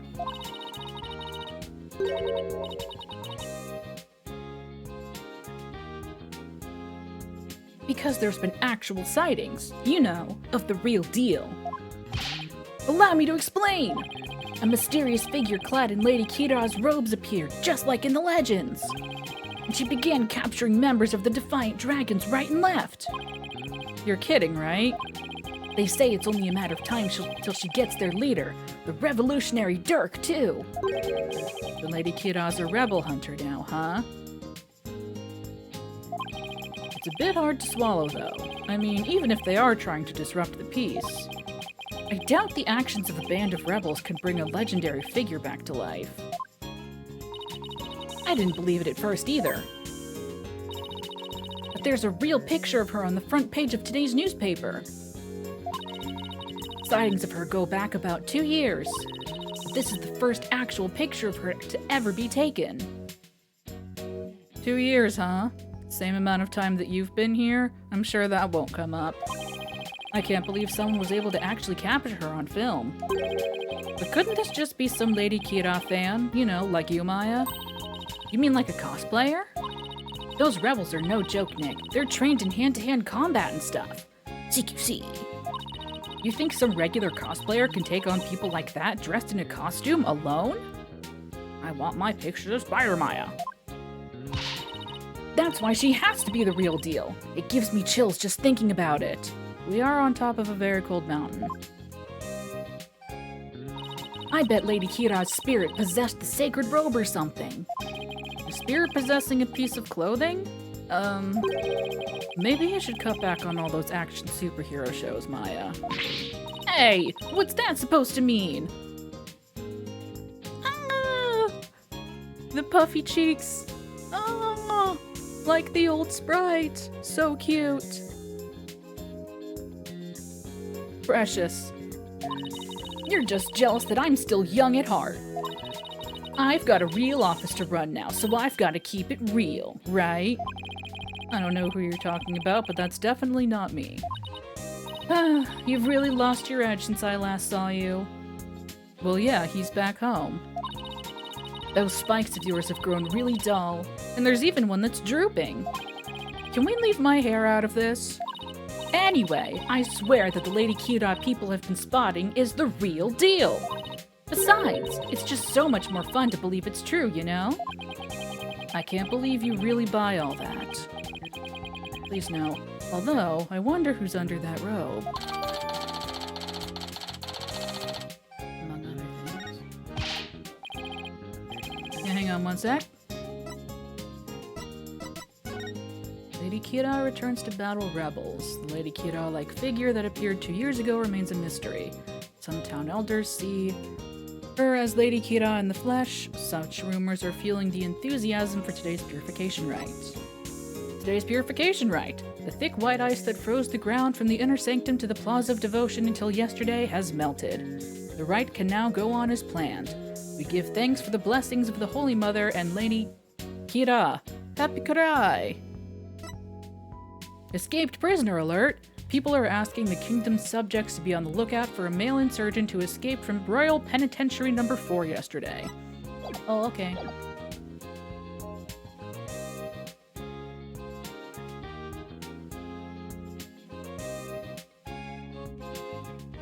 But Mr. Wright, she's the talk of the town. She even gave me this great new food idea. It's gonna be like a soul bun, but based on Lady Kira. I'm calling it the Kira bun. Talk about a Kira business strategy. Kira.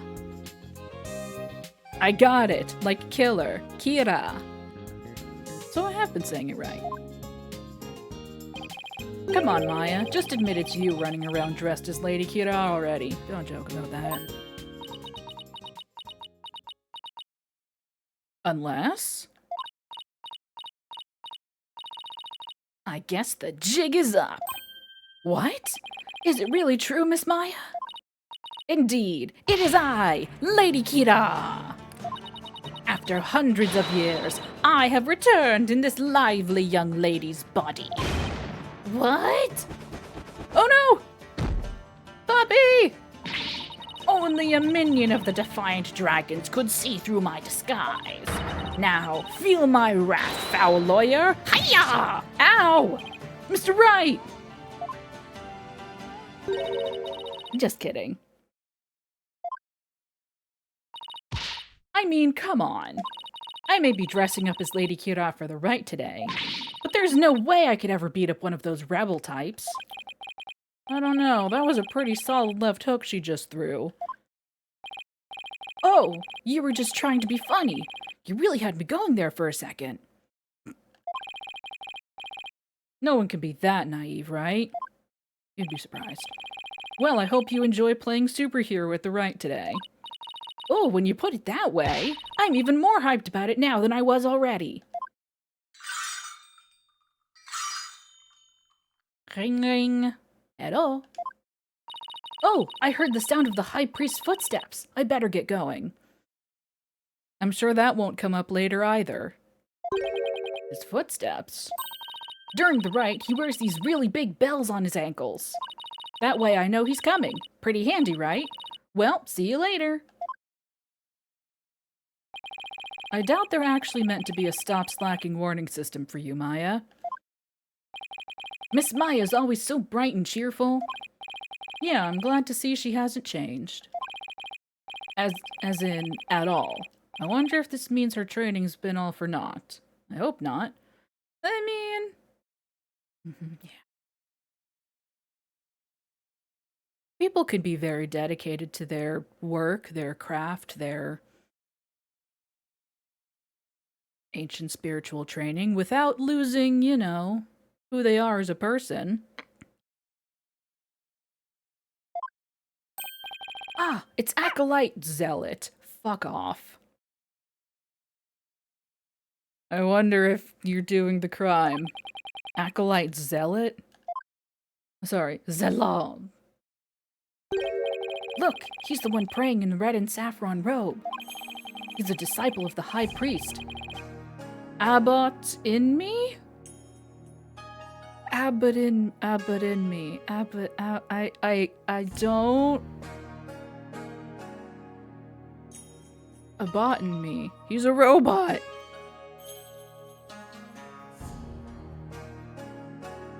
Abbot in me. Oh wait, no. Abbot. As a title. And then last name in me. I hate it here. Lives and trains at his house. See how he prays in the cold without moving a muscle? Yeah, I could never do that. Ah, it's Abbot in me. The purification run. About to begin. I hate it here. I can't. Is the Abbot the victim, please?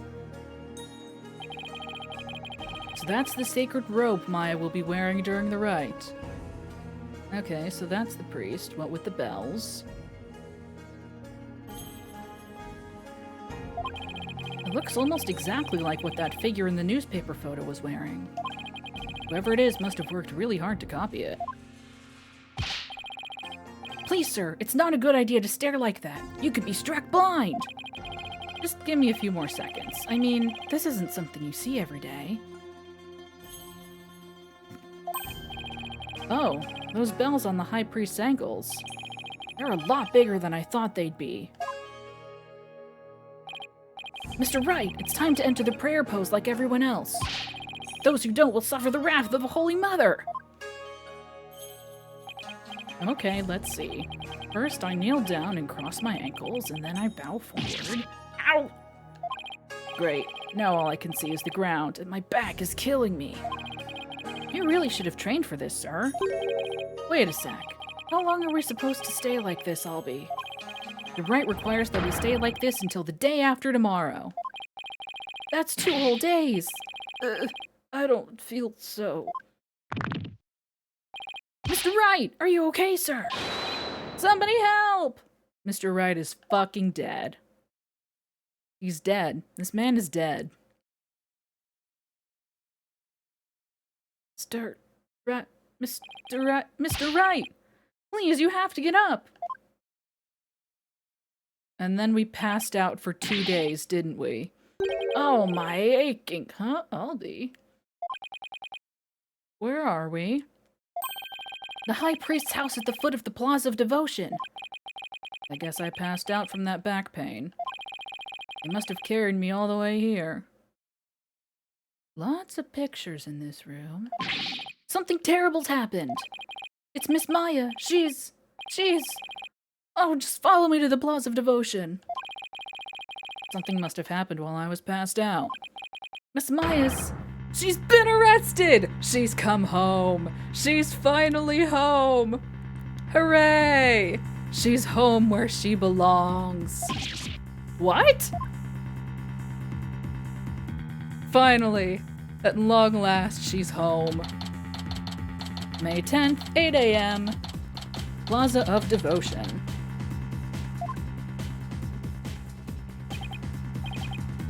You're still there? Puff, puff.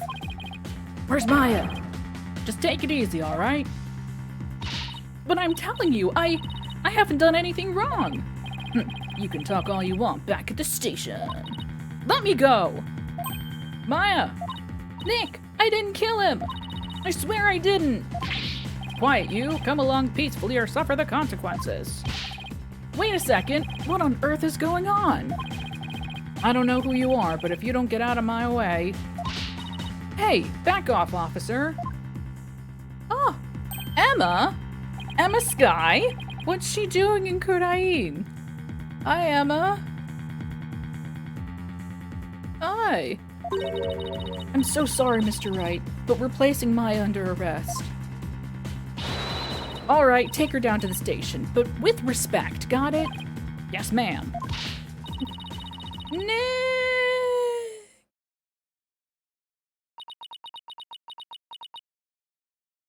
Hi, Emma. How are you?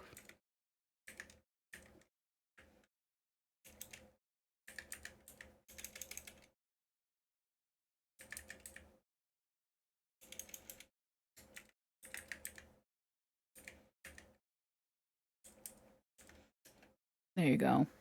It's not Maya themed, but there it is. Also, no, that was April 28th. It is now May 9th.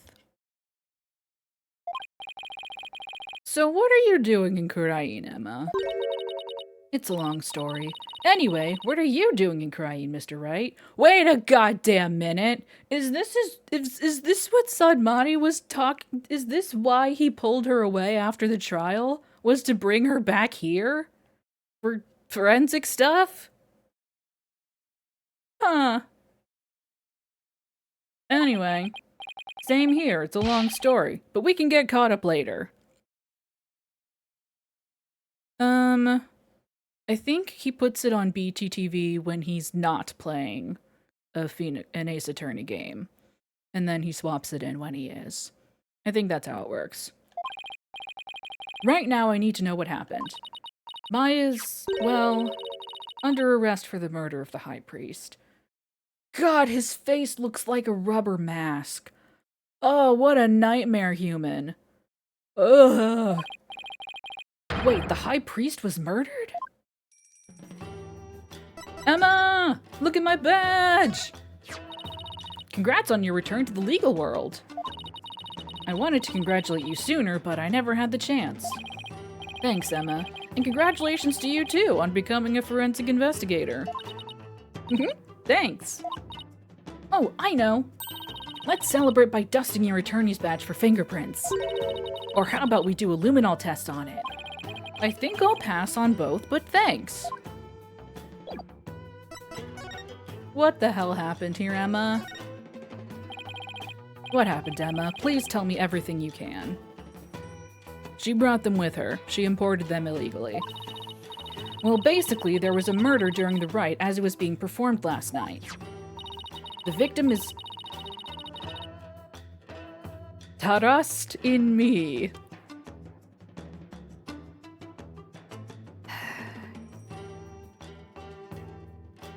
The high priest who was presiding over the rite.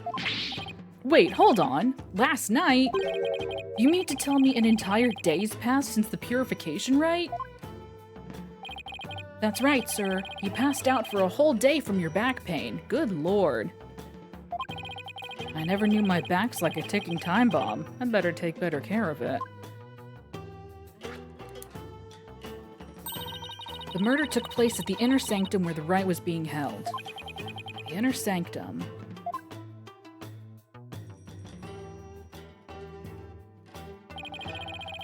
It's the place where the spirit of Lady Kira is enshrined. It's through that gate over there and up at the top of the mountain stairs just beyond. Oh, so that's why everyone's offering their prayers in that direction.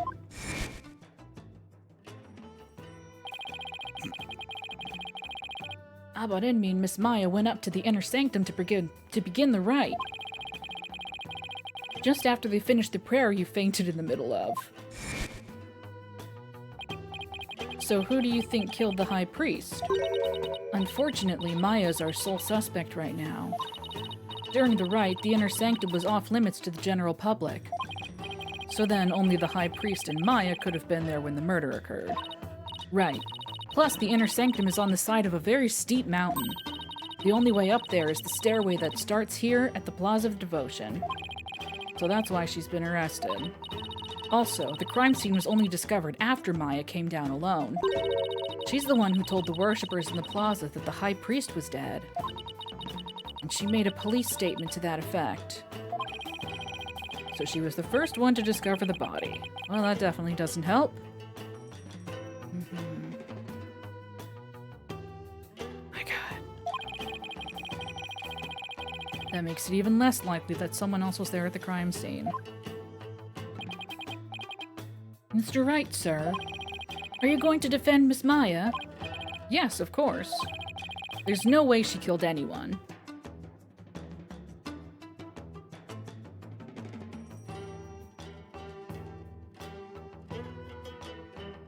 Later, Viz. Thanks for hanging out.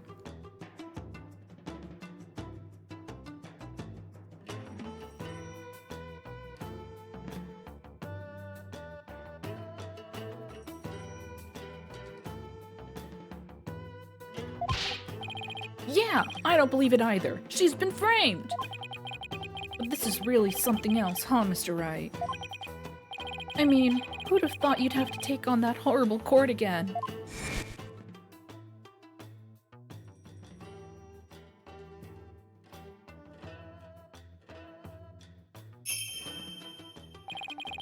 Tell me about it. I never thought I'd have to go through another trial, where the divination seance determines all and defense lawyers are unwelcome. Everything's made up and the points don't even matter. Emma! So what brings you here, Emma? Back in the US, I was working a case with an international prosecutor from Kurain. He told me this is where I could see the latest techniques in international forensic science.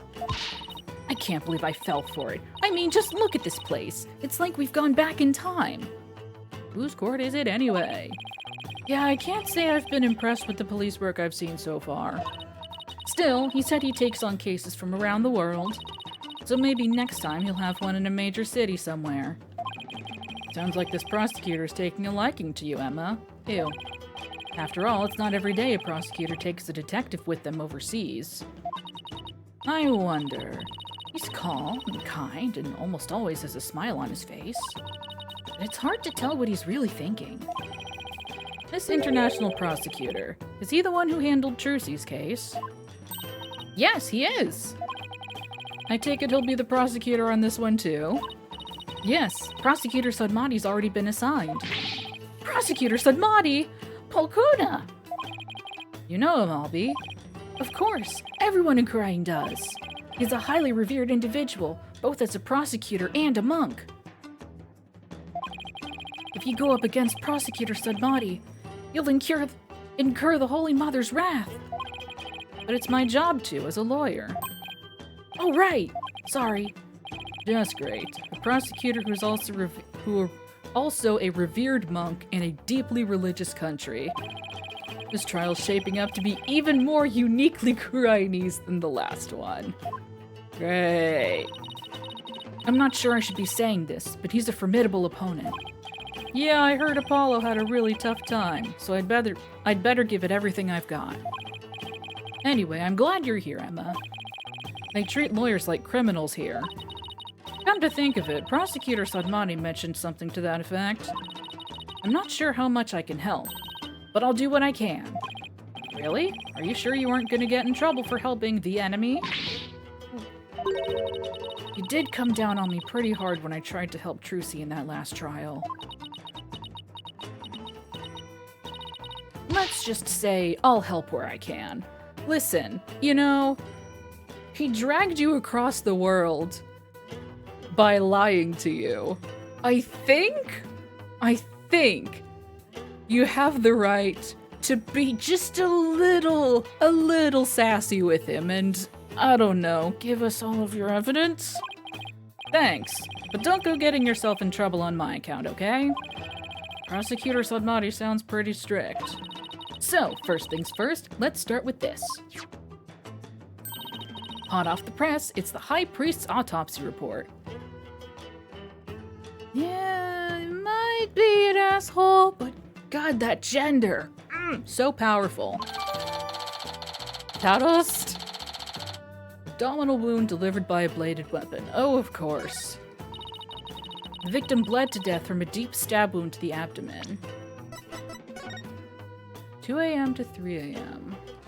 Used by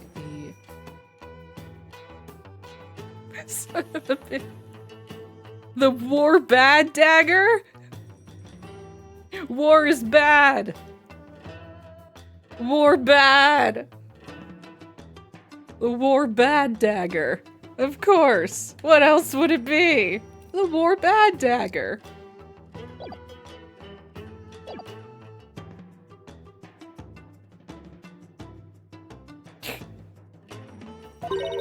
The murder weapon is believed to be Lady Kira's war bad dagger, and she's Lady Killer.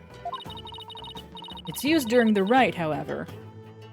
The dagger has yet to be found. Lady Kira's dagger, huh? Think Maya mentioned something about a dagger. Flashback to 5 seconds ago.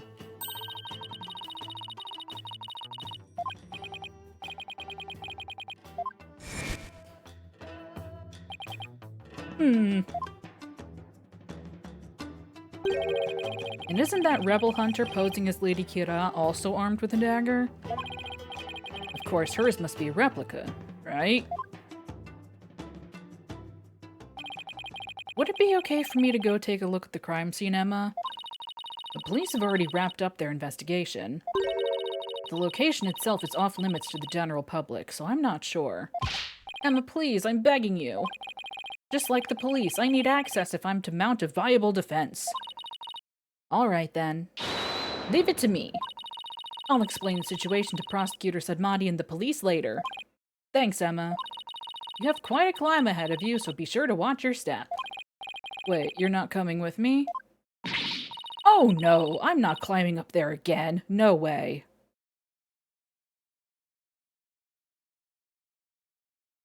Follow your dreams, detective. Create the content you wish to see in the world. Is it really that bad? I wonder if my back can handle it. You get to go to the inner sanctum? Oh, you're so lucky, Mr. Wright. Why don't you join me, Albie? That's crazy talk, sir. If a commoner like myself were to set foot in there, I'd surely be cursed for all eternity. Because the inner sanctum is off limits for you, huh? Oh well, guess I'll just have to face this all by my lonesome. By the way, what about all the people still praying here? Aren't they gonna go home? The customs of this rite require that they not move from this spot until tomorrow afternoon. It doesn't faze them to have police milling about. Some of them are even off-duty cops. Wow, I guess this is what it's like to live in a deeply religious society, huh? They live in a society. You heard it here first. Oh, the detention center. Oh. It's a little different from the detention center that we know. But goddammit, it's home. May 10th, detention center. Looks like Maya's still being questioned. I'll just have to come back again later. Yeah, but I need to look around. There's a bell. There's a bell here. I wonder if it's for calling the guard. Don't do that unless you need something, you lawyer. Sorry. Didn't even get to say anything. Hello. Why does that guard keep eyeballing me? I can't let him get to me. I can't let him get to me. Ah! He's doing it again!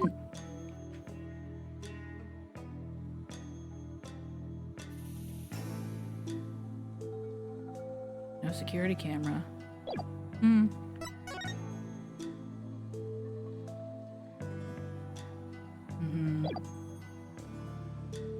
I like the little dust motes. Simple particle effect. Very charming.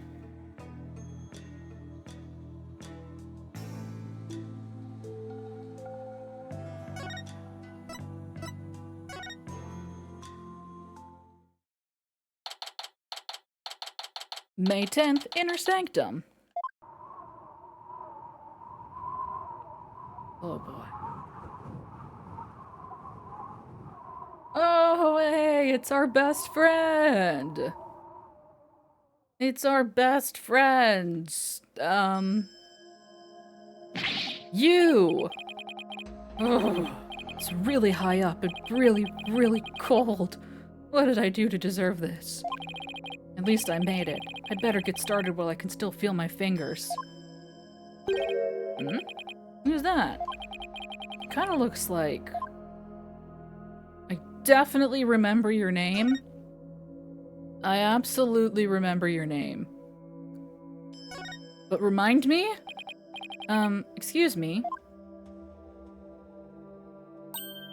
Ah! It's you! Rafa! Rafa D's nuts. Do you even know where you are? Barbed head. Of course I do. May I ask why you're here, your benevolence?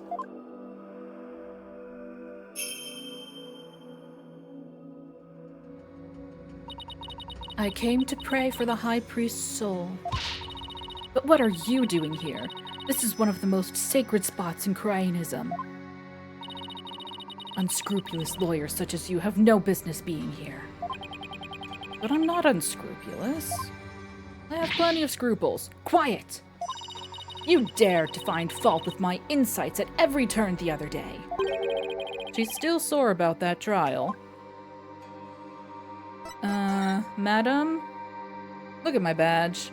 Oh! I forgot!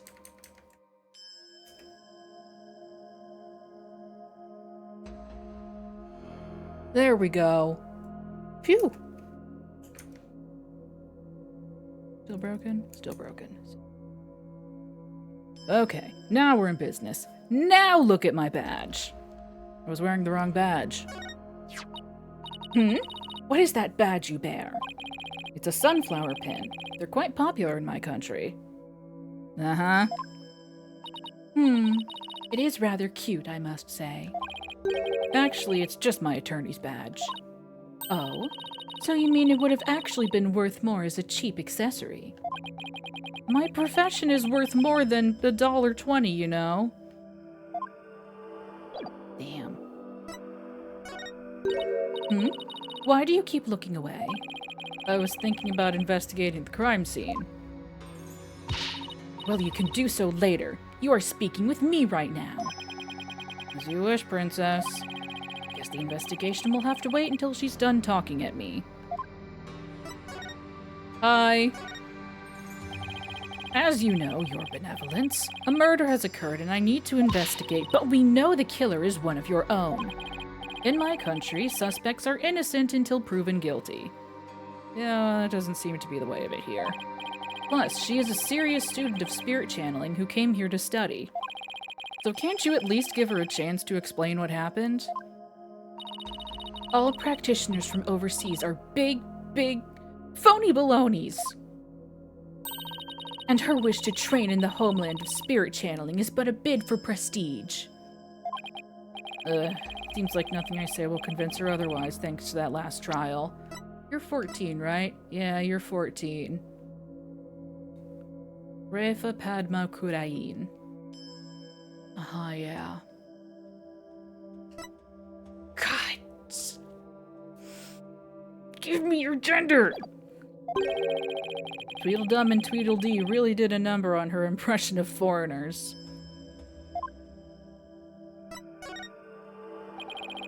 As the defense attorney on this case, I really need to investigate this crime scene, and I need to do it now. I've even been authorized by the police, so... What's this? You intend to make a mockery of our sacred Hall of Justice once more? No, I simply want to defend my client. Same thing. Which means you have come to forge evidence, then. I knew all lawyers were criminals. I must now redouble my vigilance. Ouch, that's unfair. Who taught you to demonize a whole group of people anyway? My mother and father. Do you have an issue with their parental guidance? What a shit-eating grin. No, I would never dare criticize the royal couple. Still can't imagine what the lawyers here must have done to garner such hatred. Oh-ho. I just had the most wonderful idea, Barbed Head. Why do I have a bad feeling about that glint in her eye? So what's this most wonderful idea of yours? If you are to investigate this murder, then I shall oversee your every move so as to prevent any misdeeds, naturally. What? You want to follow me around the entire time? Of course. Not that I want to, mind you. And I will not tolerate any objections. Understood? She can't do this to me. What was that, Barbed Head? Oh, no, it's nothing. Very well, then. Let us get this investigation over with. We mustn't stay here in the inner sanctum a moment longer than necessary. Please don't rush me. It is not without reason that I insist on a speedy investigation, Barbed Head. I am a direct descendant of the Holy Mother, you see, who guides the people of Kurain.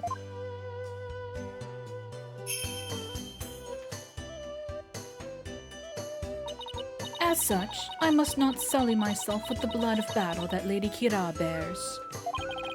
Blood of battle? If it's that big of a problem, why don't you head on down now? I won't do anything, I promise. No, lawyers are never to be trusted. Now make haste, so that we may leave here soon. Oh, and one more thing. What now? Your victory the other day was but a stroke of fortune. But this time, my insights shall reveal the absolute truth. So brace yourself for a defeat most bitter, lawyer. I will. Now can I get on with my investigation? As long as you know where we stand. I better hurry up and poke around for clues before she changes her mind. Oh boy.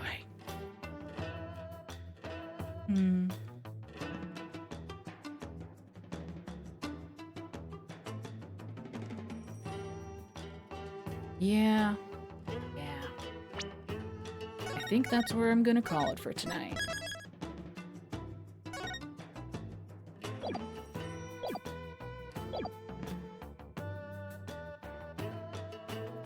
We've got some material for the next previously on Phoenix Wright Ace Attorney Spirit of Justice.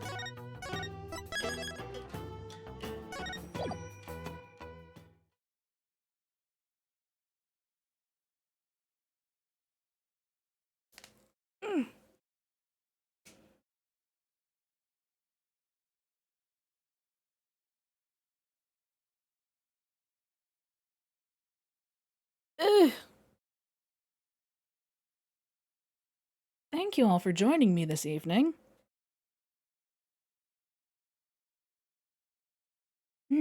So far, I am enjoying this game. If nothing else, it's got some bops. It's got some stone cold bangers. The music team was cooking something fierce. But yes, next week.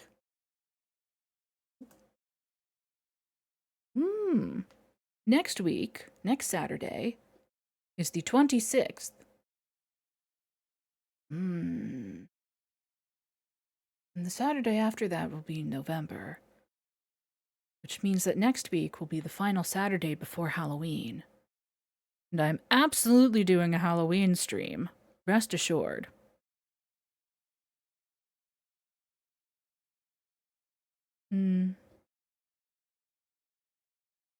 I will endeavor to make it on Halloween, but in the event that it is not, it will be the 30th. But unless something comes up, it'll be on Halloween. Spooky. Oh, hey, get up and stretch time. I'll do that when I'm done here.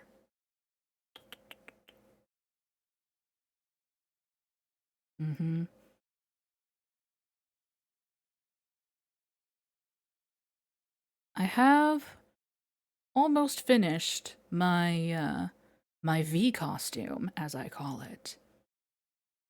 Very exciting.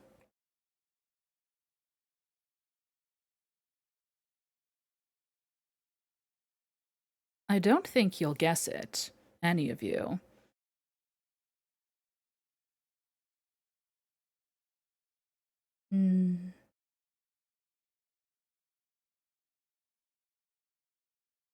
But I suppose I can give you a hint, my star.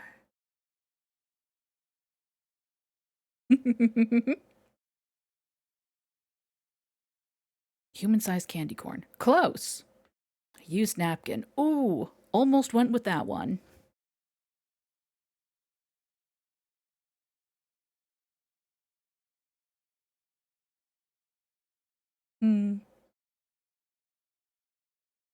I already have an Utena costume. That's hardly a special. I don't need a reason to dress as Utena.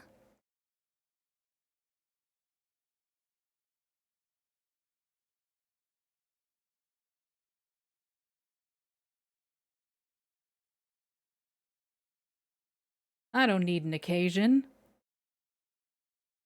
to bust out the Utena. A functional adult? Oh, hang on now. That's a scary costume. I don't know about that. Ooh, that's a spooky one. I don't know if I could pull that off.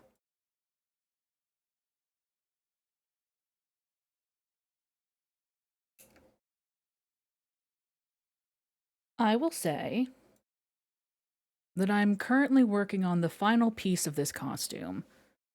It's been an adventure to try and get it to work. I'm currently in the fuck it we ball stage of preparing his mask. And that is all you will get from me.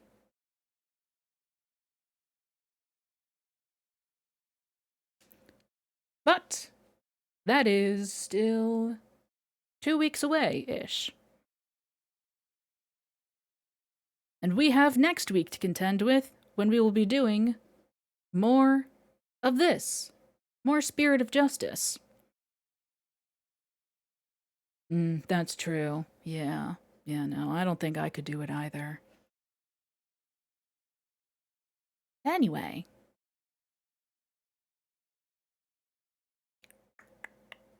Yes. Thank you all once again for joining me. As always, I appreciate you all. Do you? Do you actually?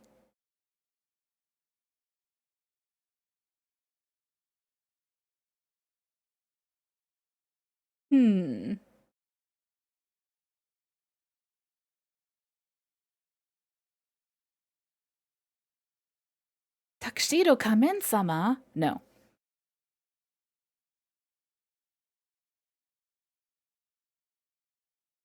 Hmm.